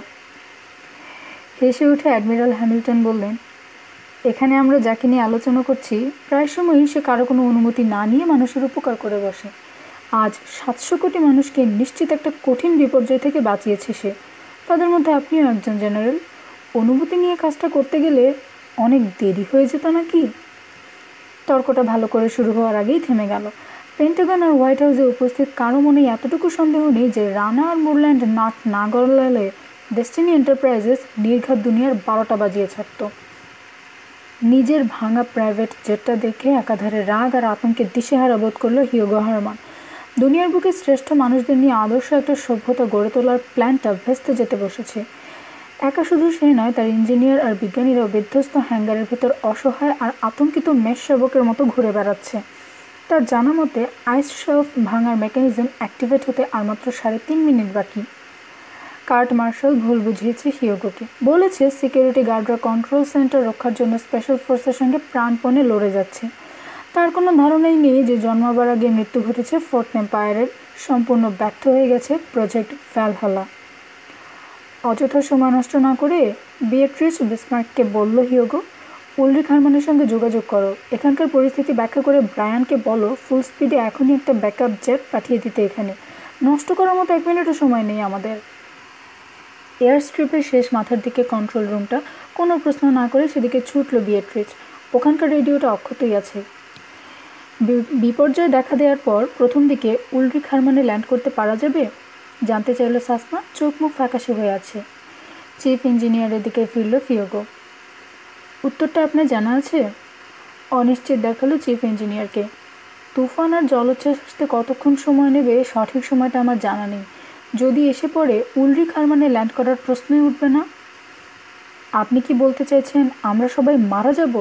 প্রায় চেঁচিয়ে উঠল সাসনা। কথা না বলে চুপ করে থাকলো চিফ ইঞ্জিনিয়ার। ভাঙা প্লেন থেকে বের করে আমিনিসদের আর্টিফ্যাক্ট ব্রায়ানের পাঠানো জেটে তুলতে অনেক সময় লেগে যাবে, বলল হিউগো। আমরা শুধু থার্ড রাইখের রেখে যাওয়া শিল্পকর্ম আর প্রাচীন নিদর্শন সঙ্গে নেব। গুলি চালাতে জানে এমন প্রত্যেককে দরকার আমার। হিউগোর পেছন থেকে ভেসে এলো কথাটা। ঘাড় ঘোরাতেই কার্ট মার্শালকে দেখতে পেল হিউগো। তার কালো ইউনিফর্ম রক্তে ভিজে গেছে। আপনার কতজন লোক বেঁচে আছে জানতে চাইল হিউগো। মাত্র 12 জন। সেজন্যই বলছি ফাইট করার লোক লাগবে আমার। আমাদের সবাইকে আপনি অস্ত্র দিতে পারবেন? মাথা ঝাঁকালো সিকিউরিটি চিফ। হ্যাঙ্গারে ঢোকার মুখে ছোট একটা কামরায় কিছু আর্মস আর অ্যামিউনিশন রাখা হয়েছিল। বেশ, তাহলে অনুমতি দিলাম। যাকে খুশি রিক্রুট করুন আপনি। আহত সৈনিকদের দেখাশোনা করার জন্য 4 জনকে রেখে রানার নেতৃত্বে হ্যাঙ্গারের উদ্দেশ্যে রওনা হয়ে গেল মেজর কোহেনের স্পেশাল ফোর্স। পরিত্যক্ত টো ভেহিকেলের কাছে পৌঁছলো ওরা। 4টে ফ্ল্যাট বেড কার নিয়ে ছোট একটা ট্রেন ওটার সঙ্গে জোড়া লাগানো হয়েছে। গোলক ধাঁধার মতো টানেলগুলো দিয়ে এই ট্রেনই কার্গো আর সাপ্লাই আনা নেওয়া করে। ছড়িয়ে থাকা ইকুইপমেন্টের আড়ালে থামলো দলটা। এখান থেকে কত দূরে হ্যাঙ্গারটা? রানাকে জিজ্ঞেস করলো কোহেন। আর 500 গজ। সামনে ব্যারিকেড তৈরি করার মতো জায়গা আছে? সময় আর বরফের ব্লক থাকলে 10 ফুট পরপর একটা করে ব্যারিকেড খাড়া করতে পারবে ওরা। তবে লোকবল ওদেরও কমে গেছে। হাত বাড়িয়ে মেঝের দিকে মেজরের দৃষ্টি আকর্ষণ করলো রানা। স্নো ক্রুজার ছাড়া আর মাত্র একটা ভেহিকেলের চাকার দাগ ফুটে আছে বরফে। চেইন খুলে বন্দীদের মুক্ত করা হয়েছে। তাদেরও কয়েক জোড়া জুতোর ছাপ দেখা গেল। আমি অন্তত একটা স্নোক্যাটকে পালাতে দেখেছি। হঠাৎ মনে পড়ে যাওয়ায় বলল মুরল্যান্ড, হামলার সময় সিকিউরিটি গার্ডরা ওটাকে ব্যবহার করতে পারে।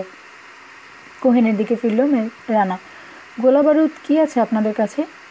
মাথা নাড়ল মেজর। ওটার আর্মার পেনিট্রেট করার মতো কিছু নেই। টো ভেহিকেলের টুলবক্স ঘেটে খালি একটা ফুয়েল ক্যান সংগ্রহ করলো রানা। ভেহিকলটার ফুয়েল ট্যাঙ্ক ফুটো করতে কোনো সমস্যা হলো না। খালি ক্যানটায় পেট্রোল ভরা হলো। এবার দরকার ইগনাইটিং ডিভাইস। কোমরের পাউচ থেকে একটা ফ্লোয়ার গান বের করলো কোহেন। এটা দিয়ে কাজ হবে? হবে না মানে? হাসলো রানা। চলুন এগোই আবার। সামনে অজানা কি বিপদ ওত পেতে আছে তা নিয়ে খুব একটা ভয় পাচ্ছে না কেউ আর। টানেলের দেয়াল ঘেঁষে সৈনিকরা বিড়ালের মতো সাবধানে এগোচ্ছে। হঠাৎ একটা হাত তুলে সবাইকে থামার ইঙ্গিত দিল রানা। দাঁড়িয়ে পড়ল সৈনিকরা। রানার দেখা দেখি কান পাতল। ইঞ্জিনের মৃদু শব্দ ক্রমশ জোরালো হচ্ছে। খানিক পর সামনে একজোড়া হেডলাইটের আলো দেখা গেল বাঘ ঘোরার আগে। বরফের উপর নাচানাচি করছে। স্নো ক্যাট, শান্ত কণ্ঠে বলল রানা। হাত তুলে খালি একটা স্টোররুম দেখালো মেজরকে। হেডলাইটের আলোয় সবাই আমরা ধরা পড়ার আগে আপনার লোকদের নিয়ে লুকিয়ে পড়ুন ওখানে। দ্রুত নির্দেশ দিল কোহেন। 20 সেকেন্ডের মধ্যে স্টোররুমে ঢুকে পড়ল সৈনিকরা। দরজাটা মাত্র 1 ইঞ্চি খোলা। টানেল ধরে এগিয়ে আসছে স্নোক্যাট, হাতে ফুয়েল ভর্তি ক্যান নিয়ে। দরজার ঠিক পেছনেই রয়েছে রানা। ওর কাঁধের পেছনে রয়েছে কোহেন, ফ্লোর পিস্তল ফায়ার করার জন্য তৈরি।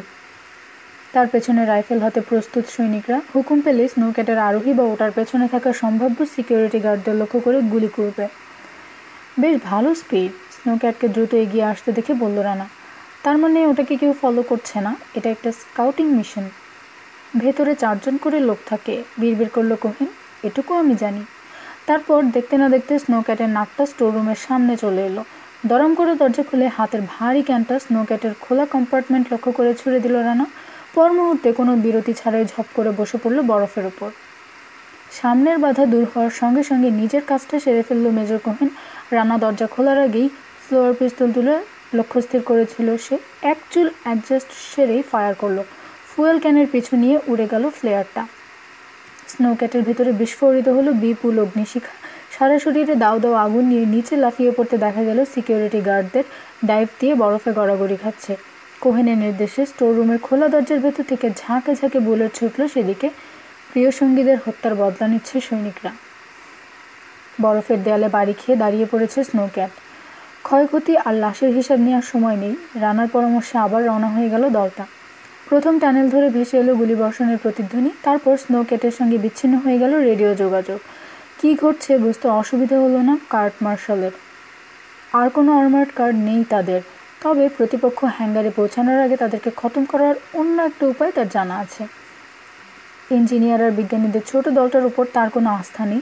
ভালোভাবে অস্ত্রই ধরতে জানে না যারা, তারা আবার যুদ্ধ করবে কি? শেষ রক্ষার জন্য তাকে নির্ভর করতে হবে অবশিষ্ট 8 জন সিকিউরিটি গার্ডের উপরই। হিয়োগো, সাসনা আর বিয়েট্রিস চিফ ইঞ্জিনিয়ারের সঙ্গে আলাপ করছে। তাদের দিকে এগুলো সিকিউরিটি চিফ মার্শাল। কোনো সমস্যা মিস্টার মার্শাল? তাকে দেখে জিজ্ঞেস করলো হিয়োগো। শেষ স্নোক্যাটটাও হারিয়েছি আমরা, বলল মার্শাল, 4 জন গার্ড সহ। যেভাবে হোক টিকে থাকতে হবে আমাদেরকে, বলল সাসনা। 2টো জেট নিয়ে ব্রায়ান নিজে আসছেন আমাদেরকে নিতে। এখানে পৌঁছাতে 5 ঘন্টা লাগবে তার। আইস শেলফ বিচ্ছিন্ন হবার 3.5 ঘন্টা পর, বলল চিফ ইঞ্জিনিয়ার। আইস মেশিন অ্যাক্টিভেশন সিকোয়েন্স শুরু হয়ে গেছে, ওটাকে থামাবার কোনো উপায় নেই। ভিড় করে কাকে যেন অভিশাপ দিল হিয়োগো। তারপর জানতে চাইল, আমরা কি ততক্ষণ ওদেরকে ঠেকিয়ে রাখতে পারবো? মাইনিং ফ্যাসিলিটিতে যাওয়া টানেলটার দিকে এমন দৃষ্টিতে তাকিয়ে থাকলো মার্শাল, সে যেন আশা করছে এখনই ওখান থেকে একদল ভৌতিক সৈনিক বেরিয়ে আসবে। ওদেরও খুব বেশি লোক বেঁচে নেই। আমার গার্ডদের পক্ষে ওদেরকে টানেলের ভেতর খতম করা সম্ভব। অন্তত সংখ্যাটা নিশ্চয়ই আরও কমিয়ে আনতে পারবো। মার্শালের কাঁধে একটা হাত রাখলো হিয়োগো। পরিণতি যাই হোক মিস্টার মার্শাল, আমি জানি সাহস আর সম্মান বজায় রেখে সম্ভাব্য সব কিছুই করবেন আপনি। হিয়োগোকে আলিঙ্গন করলো মার্শাল। তারপর নিজের গার্ডদের দিকে এগোলো। তার পিছু নিয়ে টানেলে ঢুকছে গার্ডরা। তাদেরকে অনুসরণ করছে একটা টো ভেহিকেল। সেটার পেছনে একটা ফ্ল্যাট কার রয়েছে, উপরে 55 গ্যালনের একটা ড্রাম আর 6 ফুট ডায়ামিটারের একটা ক্যান। সামনে টানেলের শেষ বাঘ, তারপর 50 গজ এগুলোই হ্যাঙ্গার। কিন্তু বাঘটা ঘোরার আগেই দাঁড়িয়ে পড়লো স্পেশাল ফোর্স টিম। সামনে হালকা কুয়াশার মতো কি যেন একটা দেখা যাচ্ছে। বাঘ ঘুরে ভেসে আসার সময় ক্রমশ গাঢ় হচ্ছে জিনিসটা, ধীরে ধীরে ঢেকে ফেলছে সৈনিকদের। কি হতে পারে বলুন তো? রানাকে জিজ্ঞেস করলো মেজর কোহেন। বলতে পারছি না, তবে ভালো কিছু না। স্নো ক্রুজার নিয়ে এখান দিয়ে আসার সময় এ ধরনের কিছু দেখিনি। একটা আঙুল তুলল রানা, যেন বাতাসের গতি পরীক্ষা করছে। প্রাকৃতিক কোনো ব্যাপার নয়, শুধু যে অদ্ভুত একটা গন্ধ রয়েছে তা নয়, সম্ভবত কোনো মেকানিজমের সাহায্যে পাঠানো হচ্ছে এদিকে। হয়তো বড় কোনো ফ্যান চালিয়ে বাতাস দেওয়া হচ্ছে। বিষাক্ত নয়, বলল কোহেন। শ্বাস টেনে খানিকটা কুয়াশা নিল নাকে। টক্সিক গ্যাস চিনতে পারার ট্রেনিং নিয়ে আছে আমাদের। এটা বোধহয় ক্ষতিকর নয় এমন কোনো কেমিক্যাল বাতাসে ছাড়া হয়েছে আমরা যাতে ওদের নড়াচড়া টের না পাই। ওদের হয়তো লোকবল কমে গেছে, বলল মুরল্যান্ড, তাই মরিয়া হয়ে কোনো ধরনের কৌশলের আশ্রয় নিচ্ছে। সবাই কাছে সরে এসো, হেলমেট রেডিওর সাহায্যে নিজের লোকদের নির্দেশ দিল মেজর কোহেন। আমরা এগোবো, সবাই সতর্ক থাকবে। যদি দেখো কুয়াশার ভেতর থেকে এগিয়ে আসছে শত্রুরা বা গুলি করছে, সঙ্গে সঙ্গে কভার নেবে। কাজটা উচিত হবে না, বলল রানা। কেন? জানতে চাইল কোহেন। কারণ ডেস্টিনির গার্ডরা সম্ভবত ঠিক এটাই চাইছে, বলল রানা। কুয়াশার দিকে কয়েক মুহূর্ত চিন্তিতভাবে তাকিয়ে থাকলো ও। তারপর একটা হাত তুলে মুরল্যান্ডের কোনই ধরল। ববি, মেজরের একজন লোককে সঙ্গে নিয়ে টো ভেহিকেলের কাছে ছুটে যাও। যত তাড়াতাড়ি পারো ওটার স্পেয়ার টায়ারটা নিয়ে আসবে। কোহেনের চোখে মুখে কৌতূহল। একটা টায়ার কি এমন কাজে আসবে মিস্টার রানা? এটা আমাদের একটা গোপন কৌশল। কয়েক মিনিটের মধ্যেই টানেলের বিরাট একটা জায়গা জুড়ে ভয়ঙ্কর বিস্ফোরণ ঘটল। কোনো শিখা বা ধোঁয়া নেই, তবে চোখ ধাঁধানো একটা তীব্র আলোর ঝলক দেখা গেল। সেটার পিছু নিয়ে এলো প্রচণ্ড শক ওয়েভ। শক ওয়েভটা ঠিক যেন একটা ক্ষিপ্রগতি মিসাইলের মতো করে তুলল টানেলের বদ্ধ বাতাসকে। বিস্ফোরণের আওয়াজটা হয়েছে বিরাট একটা বজ্রপাতের মতো। সেটার প্রতিধ্বনি ধীরে ধীরে মিলিয়ে যাচ্ছে দূরে। কানের ভেতর যেন ক্যাথেড্রালের বেল বাজছে। কার্ট মার্শাল আর তার 8 জন সিকিউরিটি গার্ড টলতে টলতে সামনে এগোলো। পায়ে জোর পাচ্ছে না তারা। শক ওয়েভের ধাক্কায় অনুভূতি ভোঁতা হয়ে গেছে। বাঘটা ঘুরতেই টানেলের ছাদ থেকে ভেঙে পড়া বরফের টুকরোর মাঝখানে লাশগুলোকে পড়ে থাকতে দেখলো তারা। বুটের ডগা দিয়ে একজন সৈনিকের মুখটা ঘোরালো মার্শাল। উল্লাস অনুভব করছে সে। আরেকটু এগোতে সিভিল ড্রেস পরা দুজন লোকের লাশ দেখতে পেল। মুখ দুটো দেখা যাচ্ছে না, তাই বুঝতে পারল না এরাই বেঢপ সেই মেশিনের সাহায্যে কন্ট্রোল সেন্টার ধ্বংস করেছে। শত্রুরা সবাই খতম স্যার, একজন গার্ড বলল। আপনাকে অভিনন্দন জানাই। ধীরে ধীরে মাথা ঝাঁকালো মার্শাল। কিন্তু আগে অনেক বড় ক্ষতি হয়ে গেছে আমাদের। ঘুরল সে, লাশগুলোকে পেছনে ফেলে হ্যাঙ্গারে ফিরে যাচ্ছে। গার্ডরা তার পিছু নিল। ফ্রিজ, চেঁচিয়ে উঠল কোহেন। মার্শাল আর তার গার্ডরা বন করে আতপাক ঘুরল। ভূত দেখার মতো চমকে উঠতে হলো তাদেরকে। সবগুলো লাশ বরফের আবর্জনা থেকে লাফ দিয়ে সিধে হয়েছে, হাতের অস্ত্র তাদের দিকে তাক করা। সবাই তারা বুঝতে পারল এখন বাধা দেওয়ার অর্থ নির্ঘাত মৃত্যু। কিন্তু বুঝেও গ্রাহ্য করল না মার্শাল। ফায়ার, নির্দেশ দিল সে। নিজের হাতের পিস্তলটা তুলল। একযোগে গর্জে উঠল সৈনিকদের রাইফেল। ঝাঁঝরা হয়ে গেল মার্শাল আর তার 8 জন গার্ডের শরীর। ছিটকে পড়ে গেল তারা। প্রায় সবাই মারা গেছে, তবে মার্শাল এখনও চোখ খুলে তাকিয়ে আছে পাশে এসে দাঁড়ানো রানার দিকে। কি করে টের পেলেন? বিড়বিড় করে জানতে চাইল মার্শাল। ডেস্টিনি এন্টারপ্রাইজেসের সিকিউরিটি চিফ। ঠোঁট ফাঁক করায় কোণ থেকে খানিকটা রক্ত গড়ালো। তোমার লোকেরা কলোরাডোর একটা খনিতে ঠিক এরকম একটা বুবি ট্রিপ ব্যবহার করেছিল। কিন্তু বিস্ফোরণটা আমরা টো ভেহিকেলের একটা চাকা টানেল বরাবর গড়িয়ে দিই, বলল রানা। ওটাই তোমাদের এক্সপ্লোসিভ চার্জের তারে বাড়ি মারে। সাবধানের মান নেই ভেবে চাকাটাকে গড়িয়ে দিয়েই একটা স্টোর রুমে ঢুকে পড়ি সবাই। বিস্ফোরণের পর আবার বেরিয়ে আসি, বরফের ওপর শুয়ে ভান করি মরে গেছি। কে আপনি? ফিসফিস করলো মার্শাল। আমার নাম মাসুদ রানা। মুহূর্তের জন্য বড় হলো মার্শালের দুটো চোখ, তারপর স্থির হয়ে গেল খোলা চোখ, কাত হয়ে গেল মাথাটা। বিস্ফোরণ আর গুলিবর্ষণের আওয়াজ ধ্বনিত প্রতিধ্বনিত হয়ে পৌঁছে গেল হ্যাঙ্গারে। তারপর একসময় নীরবতা ফিরে এলো। নিষ্প্রাণ পাথুরে মূর্তির মতো দাঁড়িয়ে আছে শখানেক মানুষ। নিঃশ্বাস ফেলতেও যেন ভুলে গেছে, তাকিয়ে আছে হাঁ করে থাকা অন্ধকার টানেলের দিকে। আরও কয়েকটা মিনিট পেরিয়ে গেল। তারপর ভৌতিক নীরবতা ভঙ্গ হলো পায়ের আওয়াজে। কে যেন আসছে, প্রতিধ্বনি তুলছে পদধ্বনি। ধীরে ধীরে আকৃতি পাচ্ছে একটা মূর্তি। হ্যাঙ্গারের ছাদ থেকে নেমে আসা আলোয় লম্বা দেখাচ্ছে তাকে। হাতে একটা ছড়ি, ছড়ির মাথায় সাদা একটা ন্যাকড়া জড়ানো। সোজা হেঁটে আসছে অর্ধবৃত্ত তৈরি করে দাঁড়িয়ে থাকা নারী পুরুষদের দিকে। তাদের প্রত্যেকের হাতে রাইফেল কিংবা পিস্তল রয়েছে। সবগুলো আগন্তুকের দিকে তাক করা। আগন্তুকের মুখের নিচের অর্ধেকটা স্কার্ফ দিয়ে জড়ানো। সোজা হেঁটে এসে হিউগো হারমানের সামনে দাঁড়ালো সে। টান দিয়ে খুলে ফেললো স্কার্ফটা। ক্লান্তিতে ঝুলে পড়া একটা মুখ উন্মোচিত হলো। কয়েকদিনের না কামানো দাড়িতে কালচে হয়ে আছে। মার্শাল ক্ষমা প্রার্থনা করেছে। তোমাদের এই বিদায় সম্বর্ধনায় আসতে পারবে না সে। হ্যাঙ্গার জুড়ে একটা অবিশ্বাস, একটা বিভ্রান্তি ছড়িয়ে পড়ল। বিয়েট্রিজ যেন সম্মোহিত হয়ে তাকিয়ে আছে। সাসনার চোখে মুখে অপার বিস্ময়ের সঙ্গে মিশে আছে লাগাম ছাড়া ক্রোধ। সবার আগে হিউগো হারমানি সামলে নিল নিজেকে। আচ্ছা, তাহলে তুমি মিস্টার রানা, বলল সে। সন্দেহ ভরা চোখে খুঁটিয়ে দেখছে রানাকে। মূর্তিমান অভিশাপ। সাধারণ এই পরিচ্ছদ ক্ষমাসুন্দর দৃষ্টিতে দেখতে বলল রানা। আমার ট্যাক্সিডো লন্ড্রিতে। চোখে আগুন নিয়ে সামনে বাড়ল সাসনা। হাতের অটোমেটিক চেপে ধরল রানার পেটে। ব্যথায় করে উঠল রানা, পিছু হটল। পেটটা হাত দিয়ে চেপে ধরেছে, তবে হাসিটা খসল না মুখ থেকে। খেয়াল করনি, বলল ও। আমি নিরস্ত্র, যুদ্ধবিরতির সাদা পতাকা নিয়ে এসেছি। অস্ত্র ধরা সাসনার হাতটা ঠেলে সরিয়ে দিল হিউগো। না, তীক্ষ্ণ কণ্ঠে প্রতিবাদ জানালো সাসনা। তুমি অনুমতি দাও, ওকে আমি নিজের হাতে খুন করবে, তবে উপযুক্ত সময়ে, বলল সহজ শান্ত সুরে হিউগো। সরাসরি রানার চোখে তাকালো সে। কার্ট মার্শাল মারা গেছে? আমরা অনার্যরা যেমন বলি, পটল তুলেছে। আর তার লোকজন? তারাও। আমার প্লেনটা ধ্বংস করার জন্য কি তুমি দায়ী? ঘাড় ফিরিয়ে বিধ্বস্ত প্লেনটার দিকে তাকিয়ে কাঁধ ঝাঁকালো রানা। গাড়িটা বেপরোয়াভাবে চালিয়েছিলাম, স্বীকার করছি। কোত্থেকে এলে তুমি? তীক্ষ্ণ কণ্ঠে জানতে চাইল হিউগো। মৃদু হাসল রানা। প্রশ্নটা গ্রাহ্য করল না, বলল, আহত হতে না চাইলে তোমার লোকজনকে অস্ত্র ফেলে দিতে বলো। প্রচুর রক্তপাত হয়েছে, আর বোকামি করো না। আমেরিকান ফোর্সের কতটুকু আর অবশিষ্ট আছে মিস্টার রানা? নিজের চোখেই দেখো। ঘুরে হাতছানি দিল রানা। 20 জন সৈনিককে নিয়ে মেজর কোহেন আর মুরল্যান্ড বেরিয়ে এলো টানেল থেকে।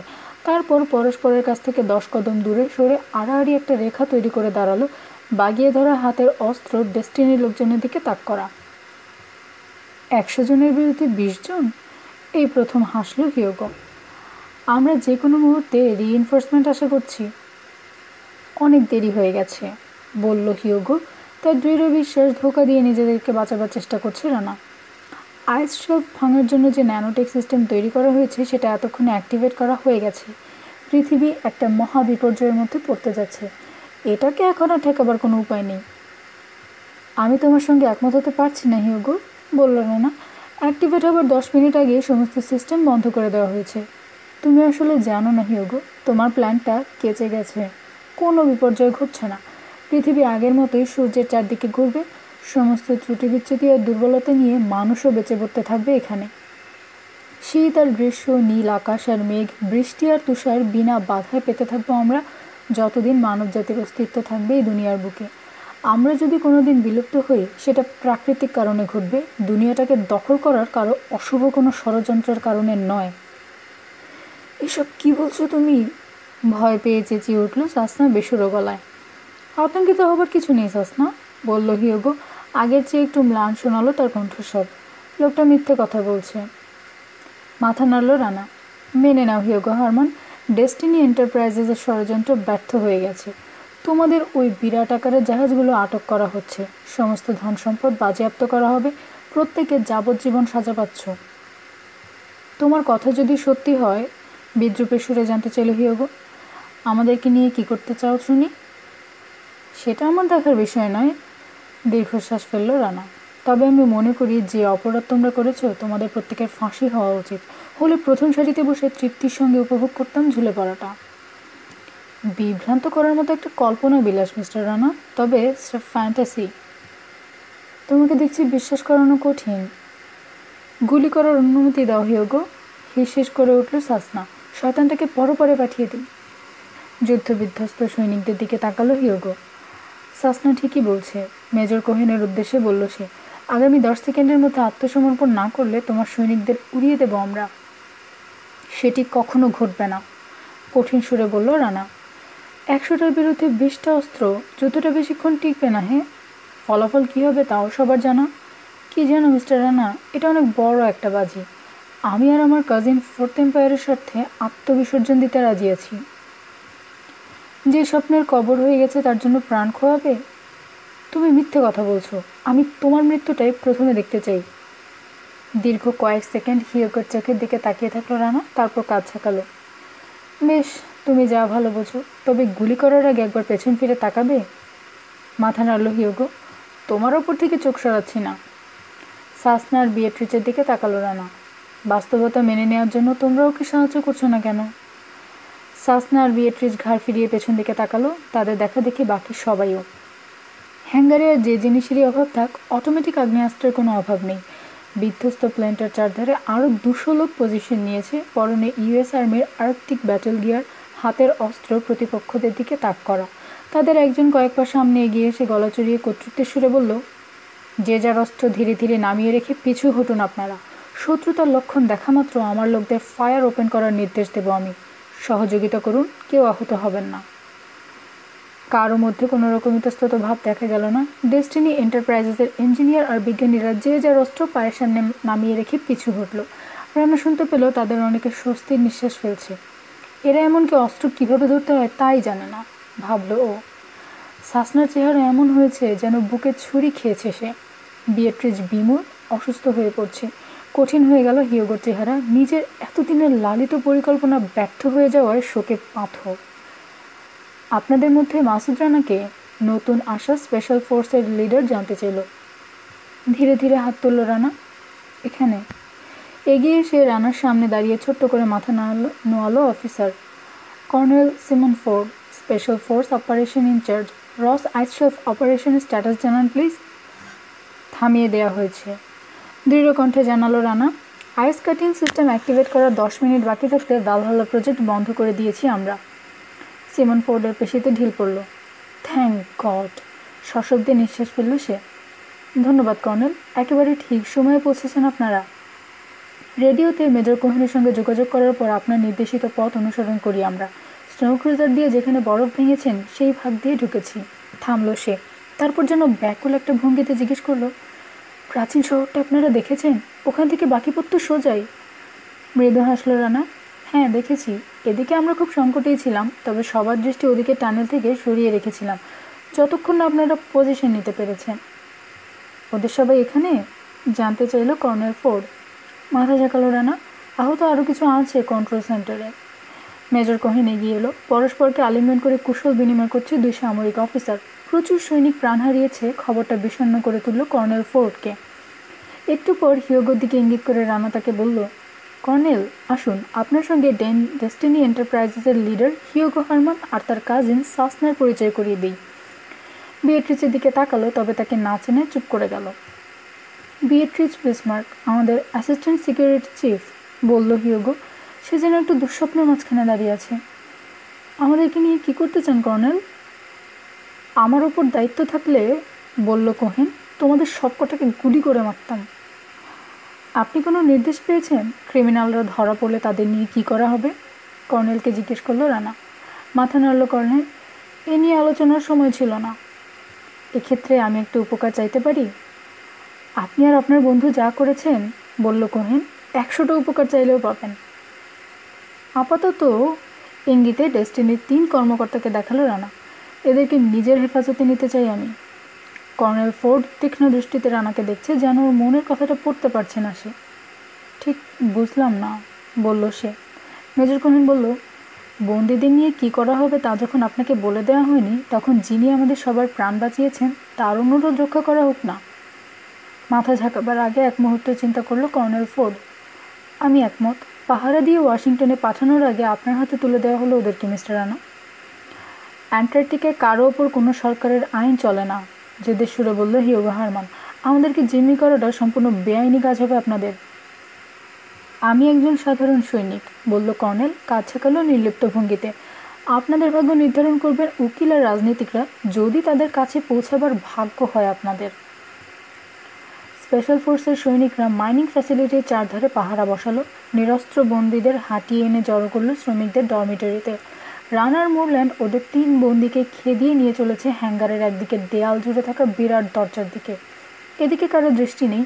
ছোট একটা মেইনটেন্যান্স ডোর খুলে একপাশে সরে দাঁড়ালো মোরল্যান্ড।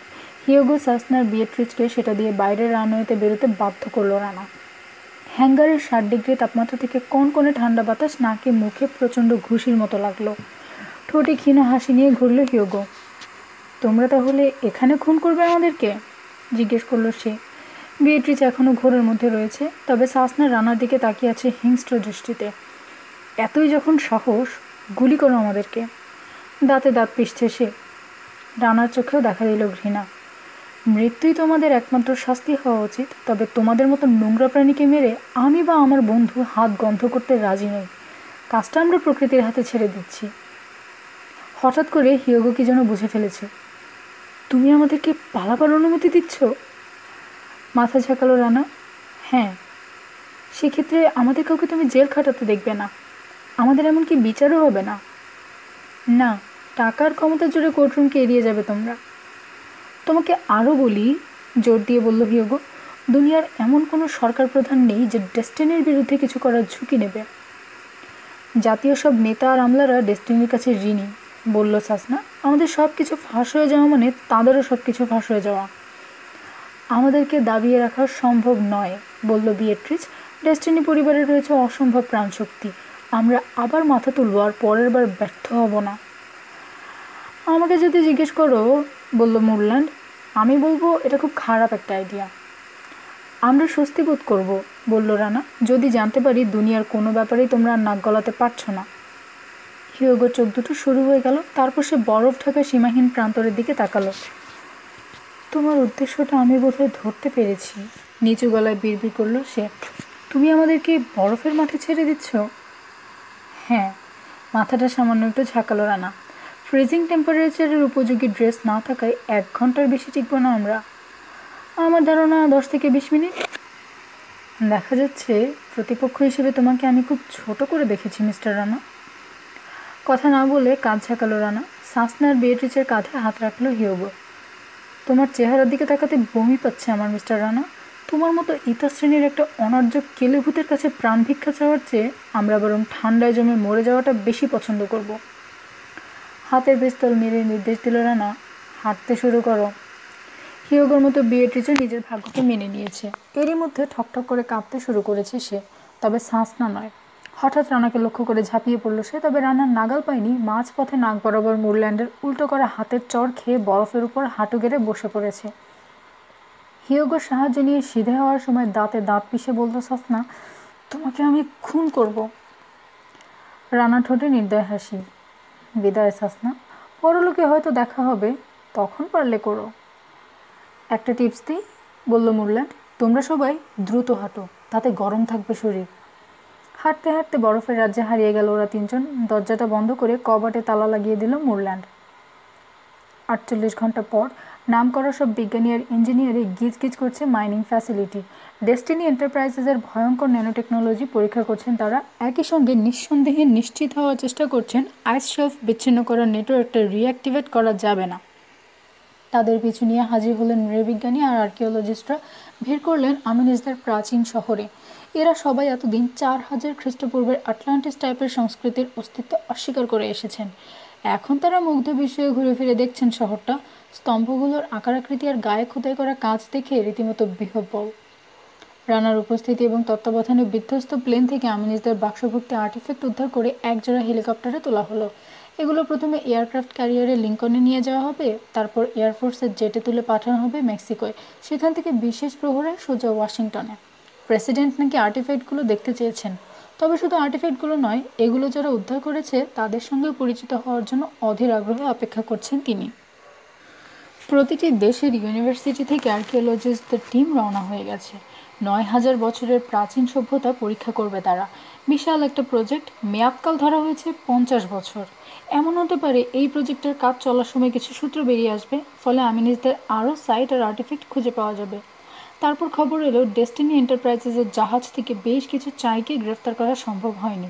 পালিয়ে যাওয়াদের দলে রুই কাতলাও রয়েছে কয়েকজন। ওকুমা বে থেকে একটা মিলিটারি প্যাসেঞ্জার প্লেন মেক্সিকোর ভেরাক্রুজে পৌঁছে দিল রানার মুরল্যান্ডকে। পাইলটকে প্রশ্ন করতে সে জানালো অ্যাডমিরাল জর্জ হ্যামিল্টন ওদের জন্য নুমার একটা এক্সিকিউটিভ জেট পাঠিয়েছেন, বাকি পথ ওটায় চড়ে যেতে হবে। গরমে সেদ্ধ হয়ে কিছুক্ষণ অপেক্ষা করতে হলো ওদেরকে। এয়ারপোর্টের পোর্টাররা মিলিটারি প্যাসেঞ্জার প্লেন থেকে নামিয়ে বাক্সভর্তি আমিনিস আর্টিফ্যাক্ট তুলে দিল ফিউজিলাজে বড় বড় হরফে নুমা লেখা একটা প্লেনে। পাইলট আর কো পাইলট ছাড়া আর কেউ নেই প্লেনটায়।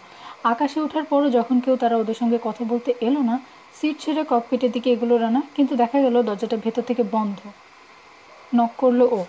ককপিট থেকে কেউ একজন জানালো, আমি দুঃখিত মিস্টার রানা, আমার উপর নির্দেশ আছে কেবিনের দরজা সারাক্ষণ বন্ধ রাখতে হবে। ককপিটে কাউকে ঢুকতে দেওয়া যাবে না যতক্ষণ আর্টিফ্যাক্টের বাক্সগুলো অ্যান্ড্রু এয়ারফোর্স বেস প্লেন থেকে নামিয়ে একটা আর্মার ট্রেনে তোলা না হয়।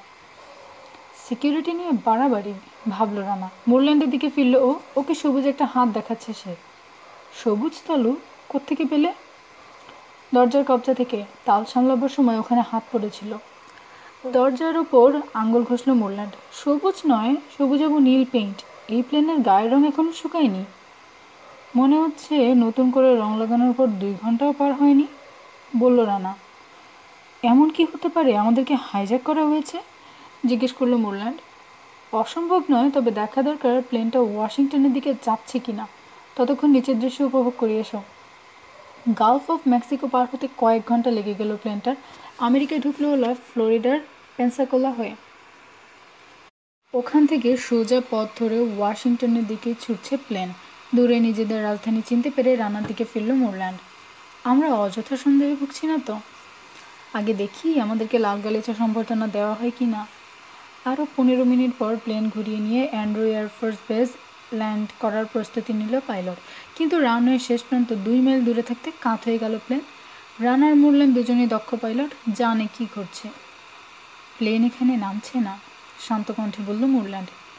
না, অ্যান্ড্রুর ঠিক উত্তরে আবাসিক এলাকায় ছোট একটা প্রাইভেট এয়ারপোর্ট আছে, সেদিকে যাচ্ছে। সন্দেহ করছি লাল গালিচা সংবর্ধনার ভিআইপি ট্রিটমেন্ট পাচ্ছি না আমরা। তাই তো মনে হচ্ছে। চোখ শুরু করে বন্ধু দিকে তাকালো মোরল্যান্ড। ডেস্টিনি? আর কে? ইঙ্গিতে পেছনের কাগজগুলো দেখালো মোরল্যান্ড। ওগুলো ওদের খুব দরকার। 9,000 বছরের পুরনো আর্টিফ্যাক্ট, কয়েক হাজার কোটি ডলার দাম। হ্যাঁ, দরকার বই কি। কিন্তু এখানে কেন নিয়ে এলো? মেক্সিকো আর ভার্জিনিয়ার মাঝখানে যে কোনো জায়গায় নামাতে পারতো। স্টিয়ারিং হুইলে হিউগো আর মার্শাল না থাকায়, বলল রানা। বিশৃঙ্খল হয়ে উঠেছে তারা। কিংবা ভেরাক্রুজ থেকে মার্কিন এয়ারফোর্স ফাইটারের পাহারা ছিল। ফ্লাইট প্ল্যান ছেড়ে নড়ার সাহস হয়নি পাইলটের। কন্ট্রোল দখল করে অ্যান্ড্রুর দিকে ফিরবো আমরা? জিজ্ঞেস করলো মোরল্যান্ড। ল্যান্ড না করা পর্যন্ত অপেক্ষা করাই ভালো, বলল রানা। চাই না কোনো রকম অ্যাক্সিডেন্ট হোক। কয়েক সেকেন্ড পর ল্যান্ডিং স্ট্রিপ স্পর্শ করলো প্লেনের চাকা। জানালা দিয়ে বাইরে তাকিয়ে একটা আর্মার্ড ট্রাক আর দুটো মার্সিডিজ বেঞ্চ ইউটিলিটি ভেহিকেল দেখতে পেল রানা। প্লেনটার পিছু নিয়ে ছুটে আসছে। এখনই সময়, বলল রানা। হাতে বেরিয়ে এসেছে কোল্ট অটোমেটিক। মোরল্যান্ডের হাতে একটা পিস্তল দেখা যাচ্ছে। জোরে একটা লাথি মেরে ককপিটের দরজা খুলে ফেলল সে। উদ্যত অস্ত্র নিয়ে ভেতরে ঢুকে বলল দুজন। ঘাড় না ফিরিয়ে মাথার উপর হাত তুলল পাইলট আর কো পাইলট। আপনাদের আসার অপেক্ষাতেই ছিলাম, বলল পাইলট, যেন কোনো লিখিত চিত্রনাট্য পড়ছে। দয়া করে প্লেনের নিয়ন্ত্রণ নিজেদের হাতে তুলে নেওয়ার চেষ্টা করবেন না। নিচে নামার সঙ্গে সঙ্গে কন্ট্রোল কেবল কেটে দিয়েছি আমরা। প্লেনটা এখন আর উড়বে না। কনসোলের দিকে তাকিয়ে রানা দেখলো কেবলগুলো সত্যি কাটা। দুজনেই বেরো তোমরা, খেকিয়ে উঠল ও। টেনে হিঁচড়ে সিট থেকে তুলে আনছে দুজনকে। ববি, প্লেন থেকে এদেরকে নিচে ফেলে দাও।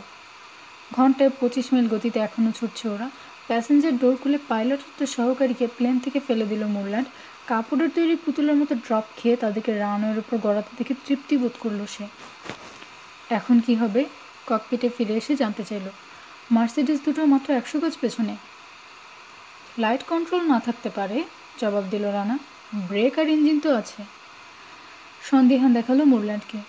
তুমি নিশ্চয়ই পেনসিলভানিয়া এভিনিউ ধরে হোয়াইট হাউসে যাবার কথা ভাবছো না? কেন? তাতে অসুবিধে কি? সামনে থ্রোটল ঠেলে দিয়ে ট্যাক্সিওয়ের উপর দিয়ে প্লেনটাকে আরও জোরে ছোটালো রানা। তারপর বাঁক ঘুরে এয়ারপোর্ট থেকে বেরিয়ে যাওয়ার চওড়া রাস্তায় পড়ল। আমরা যদি হেভি ট্রাফিকের মধ্য দিয়ে পড়ি, হামলা করার সাহস হবে না ওদের। এ আমার বিশ্বাস হচ্ছে না। এর চেয়ে ভালো কোনো সাজেশন থাকলে বলতে। ককপিটের গায়ে বুলেট লাগায় থেমে গেল রানা। প্রথমে ডান, তারপর বাম ব্রেকে চাপ দিল ও। আঁকাবাঁকা একটা পথ ধরে ছোটাচ্ছে প্লেনটাকে। মার্সিডিজের গানাররা যাতে লক্ষ্যভ্রষ্ট হয়। আমাকে ওয়াইল্ড বিল হিককের ভূমিকায় নামতে হচ্ছে, বলল মোরল্যান্ড। তার হাতে নিজের কোল্টটাও ধরিয়ে দিল রানা। ব্যাগে এক্সট্রা ক্লিপ আছে, প্রচুর ফায়ার পাওয়ার দরকার তোমার। খোলা প্যাসেঞ্জার ডোরের পাশে শুয়ে পড়ল মোরল্যান্ড। পা দুটো লম্বা করে দিয়েছে প্লেনের ককপিটের দিকে। ট্রেল সেকশনের উপর দিয়ে পিছু নেওয়া মার্সিডিজগুলোর দিকে তাকালো। লক্ষ্য স্থির করতে যাবে এই সময় চোখের কোণ দিয়ে দেখতে পেল এক ঝাঁক বুলেট প্রুফ উইং সেলাই করেছে। তারপর হয়তো ফুয়েল ট্যাঙ্কার ইঞ্জিনে লাগবে। সাবধানে লক্ষ্য স্থির করে গুলি করল সে। আক্ষরিক অর্থেই প্লেনটাকে এয়ারপোর্ট থেকে বের করে র্যাম্প বেয়ে ব্রাঞ্চ অ্যাভিনিউ হাইওয়েতে তুলে এনেছে রানা। এই রাস্তাটাই সোজা শহরে ঢুকেছে। দুটো ইঞ্জিনই গর্জন করছে। গতি এখন ঘন্টায় 100 মাইল। হতচকিত ড্রাইভাররা হাঁ করে তাকিয়ে আছে। তাদেরকে শুধু যে একটা প্লেন পাশ কাটাচ্ছে তা নয়, প্লেন আর একজোড়া মার্সিডিজের মধ্যে তুমুল বন্দুকযুদ্ধও চলছে। রানা জানে এই প্লেন দিয়ে মার্সিডিজগুলোকে খসানো কোনো ব্যাপার নয়, কিন্তু সমস্যা হলো 2 ডানার 42 ফুট বিস্তার। কার, ট্রাক বা লাইটপোস্টকে ধাক্কা মারা স্রেফ সময়ের ব্যাপার। পা দুটো ব্রেকের উপর, ডান হাত থ্রটলে, বাম হাত দিয়ে রেডিও অন করে মেডে ঘোষণা করেছে ও। অ্যান্ড্রু এয়ারফোর্স বেজের কন্ট্রোল টাওয়ারের লোকেশন জানতে চাইল, ওদেরকে যেহেতু রাডারে খুঁজে পাচ্ছে না। ব্রাঞ্চ এভিনিউয়ে রয়েছি, পৌঁছেছি সুইটল্যান্ড পার্কওয়েতে, বলল রানা। কন্ট্রোলার স্রেফ পাগল ভাবল ওকে। পরামর্শ দিল রেডিও বন্ধ করে নিজের চরকায় তেল দাও, কিন্তু রানা নাছোড়বান্দা, বলল কাছাকাছি পুলিশ ইউনিটকে খবরটা জানাও। কেবিনে ভালোই করছে মুরল্যান্ড। সামনের মার্সিডিজের ডান দিকের চাকা ফাটিয়ে দিয়েছে সে, পিছলে হাইওয়ে থেকে একটা ডোবায় পড়ে ডুবে গেছে সেটা। এতটুকু ইতস্তত না করে দ্রুত কাছে চলে আসছে দ্বিতীয় মার্সিডিজ। সামনে শহর, কাজে রাস্তায় যানবাহনের সংখ্যা ক্রমশ বাড়ছে। প্লেনের স্পিড কমিয়ে আনতে বাধ্য হলো রানা। সেই সুযোগে গতি বাড়িয়ে আরও কাছে চলে এলো অবশিষ্ট মার্সিডিজ। প্যাসেঞ্জার সিট থেকে একের পর এক গুলি করছে। এই সময় সাইরেনের আওয়াজ শোনা গেল। 20 সেকেন্ড পর সামনে পুলিশের একটা পেট্রোল কার দেখতে পেল রানা। মাথায় লাল নীল আলো জ্বলছে। রাস্তা ছেড়ে বাসার ঘাস জমিতে নেমে গেল পুলিশ কার। প্লেন আর মার্সিডিজকে পাশ কাটালো, তারপর ইউটার্ন নিয়ে শুরু করলো ধাওয়া। প্রথম কয়েক সেকেন্ড পুলিশ অফিসাররা বুঝতেই পারল না যে মার্সিডিজ থেকে দুজন লোক অটোমেটিক রাইফেল দিয়ে গুলি করছে প্লেনের দিকে। গাড়িটাকে পাশ কাটিয়ে এলো তারা। তাদের একজন বুলহর্ন মুখে তুলে পাইলটকে নির্দেশ দিচ্ছে, ইঞ্জিন বন্ধ করো, প্লেন থামাও। এই সময় মার্সিডিজের এক ঝাঁক বুলেট পুলিশ কারের পেছনে চাকা আর পেট্রোল ট্যাঙ্ক ফুটো করে দিল। বলা কঠিন কী কারণে বিস্ফোরণ ঘটল না বা আগুন জ্বলল না, তবে রাস্তা থেকে নেমে খাদে পড়ার আগে 3টে প্রাইভেট গাড়িকে গুঁতো মারল পুলিশ কার। এরপর মার্সিডিজের ড্রাইভার বেপরোয়া হয়ে উঠল। ধীরে ধীরে প্লেনের আরও কাছে চলে আসছে সে। গানাররা এখন গুলি করছে প্লেনের ফুয়েল ট্যাঙ্ক আর চাকা লক্ষ্য করে। এই সুযোগের অপেক্ষাতেই ছিল মুরল্যান্ড। রেঞ্জের মধ্যে পেতেই তার 2 হাতের অস্ত্র গর্জে উঠল। অন্তত 2টো বুলেট জানালা দিয়ে ঢুকে পাইলটের গলায় আর বুকে লাগলো। হুইলের উপর ঢলে পড়ল সে। মাতালের মতো ছুটে গিয়ে দুধ ভর্তি একটা ভ্যান গাড়িকে ধাক্কা দিল মার্সিডিজ। দুধের ভ্যান সহ উল্টে গেল গাড়িটা। সেটার পিছু নিয়ে রাস্তার পাশে ঢাল বেয়ে নিচে নেমে অদৃশ্য হয়ে গেল দ্বিতীয় মার্সিডিজও। তুমি এবার স্পিড কমাতে পারো হে, বলল মুরল্যান্ড। পেছনে কেউ নেই। ধন্যবাদ দোস্ত, বলল রানা। ধীরে ধীরে থ্রটল টেনে আনছে। ইতিমধ্যে ফোর্ট ডেভিস পার্ক এলাকায় পৌঁছে গেছে ওরা। হাইওয়ে ছেড়ে চওড়া ঘাস জমিতে সরে এলো রানা, তারপর বন্ধ করে দিল ইঞ্জিন দুটো। কয়েক মিনিটের মধ্যে কলম্বিয়া ডিস্ট্রিক্টের 10টা পুলিশ কার চারদিক থেকে ঘিরে ফেললো ওদেরকে। দুজনকে জোর করে ধরে এনে রাস্তার পাশে শোয়ানো হলো। শিরদাঁড়ার কাছে 2 হাত এক করে পরিয়ে দেওয়া হলো হ্যান্ডকাফ। 20 মিনিট পর কাছাকাছি পুলিশ স্টেশনে নিয়ে আসা হয়েছে ওদেরকে। দুজন ডিটেকটিভ জেরা শুরু করলো। কি ঘটেছে সংক্ষেপে জানিয়ে একটা ফোন করার অনুমতি চাইল রানা। ঠিক আছে, একজন অফিসার বলল, তবে মাত্র একটা কল, আর সেটা শুধু আপনার উকিলকে করতে পারবেন। 1 সেকেন্ড চিন্তা করে রানা বলল, খুশি হব আমার হয়ে কলটা যদি আপনি করেন। ইন্টারোগেশন রুমে একটা ফোন আনা হলো। নম্বর বলুন, বলল একটা অফিসার। সেটা তো মুখস্থ করা নেই আমার, তবে অনুসন্ধানকে জিজ্ঞেস করলে তারা আপনাকে হোয়াইট হাউসের নম্বর বলে দেবে। আপনার বাজে কৌতুক শোনার সময় নেই আমার, বলল অফিসার। বিরক্ত আর ক্লান্ত দেখাচ্ছে তাকে। কোন নম্বরে ফোন করতে চান বলুন। লোকটার দিকে ঠান্ডা চোখে তাকালো রানা। আমি সিরিয়াস মিস্টার ডিটেকটিভ। হোয়াইট হাউসে ফোন করুন, কথা বলুন প্রেসিডেন্টের চিফ অফ স্টাফের সঙ্গে। তাকে আমাদের নাম বলুন, তারপর জানান আমিনিসদের আর্টিফ্যাক্ট ভর্তি প্লেনটা কোথায় আছে। জানান আমরা পটোমেক এভিনিউয়ের একটা পুলিশ স্টেশনে রয়েছি। আপনি ঠাট্টা করছেন? আপনারা যে এতক্ষণ চেক করে জেনেছেন যে আমরা নুমার পদস্থ কর্মকর্তা, তালিকাভুক্ত ক্রিমিনাল নই। কিন্তু লাইসেন্স ছাড়া পিস্তল দিয়ে হাইওয়েতে বন্দুকযুদ্ধ ও হত্যাকাণ্ডের কী ব্যাখ্যা দেবেন? বাজে কথায় সময় নষ্ট না করে প্লিজ ফোনটা করুন।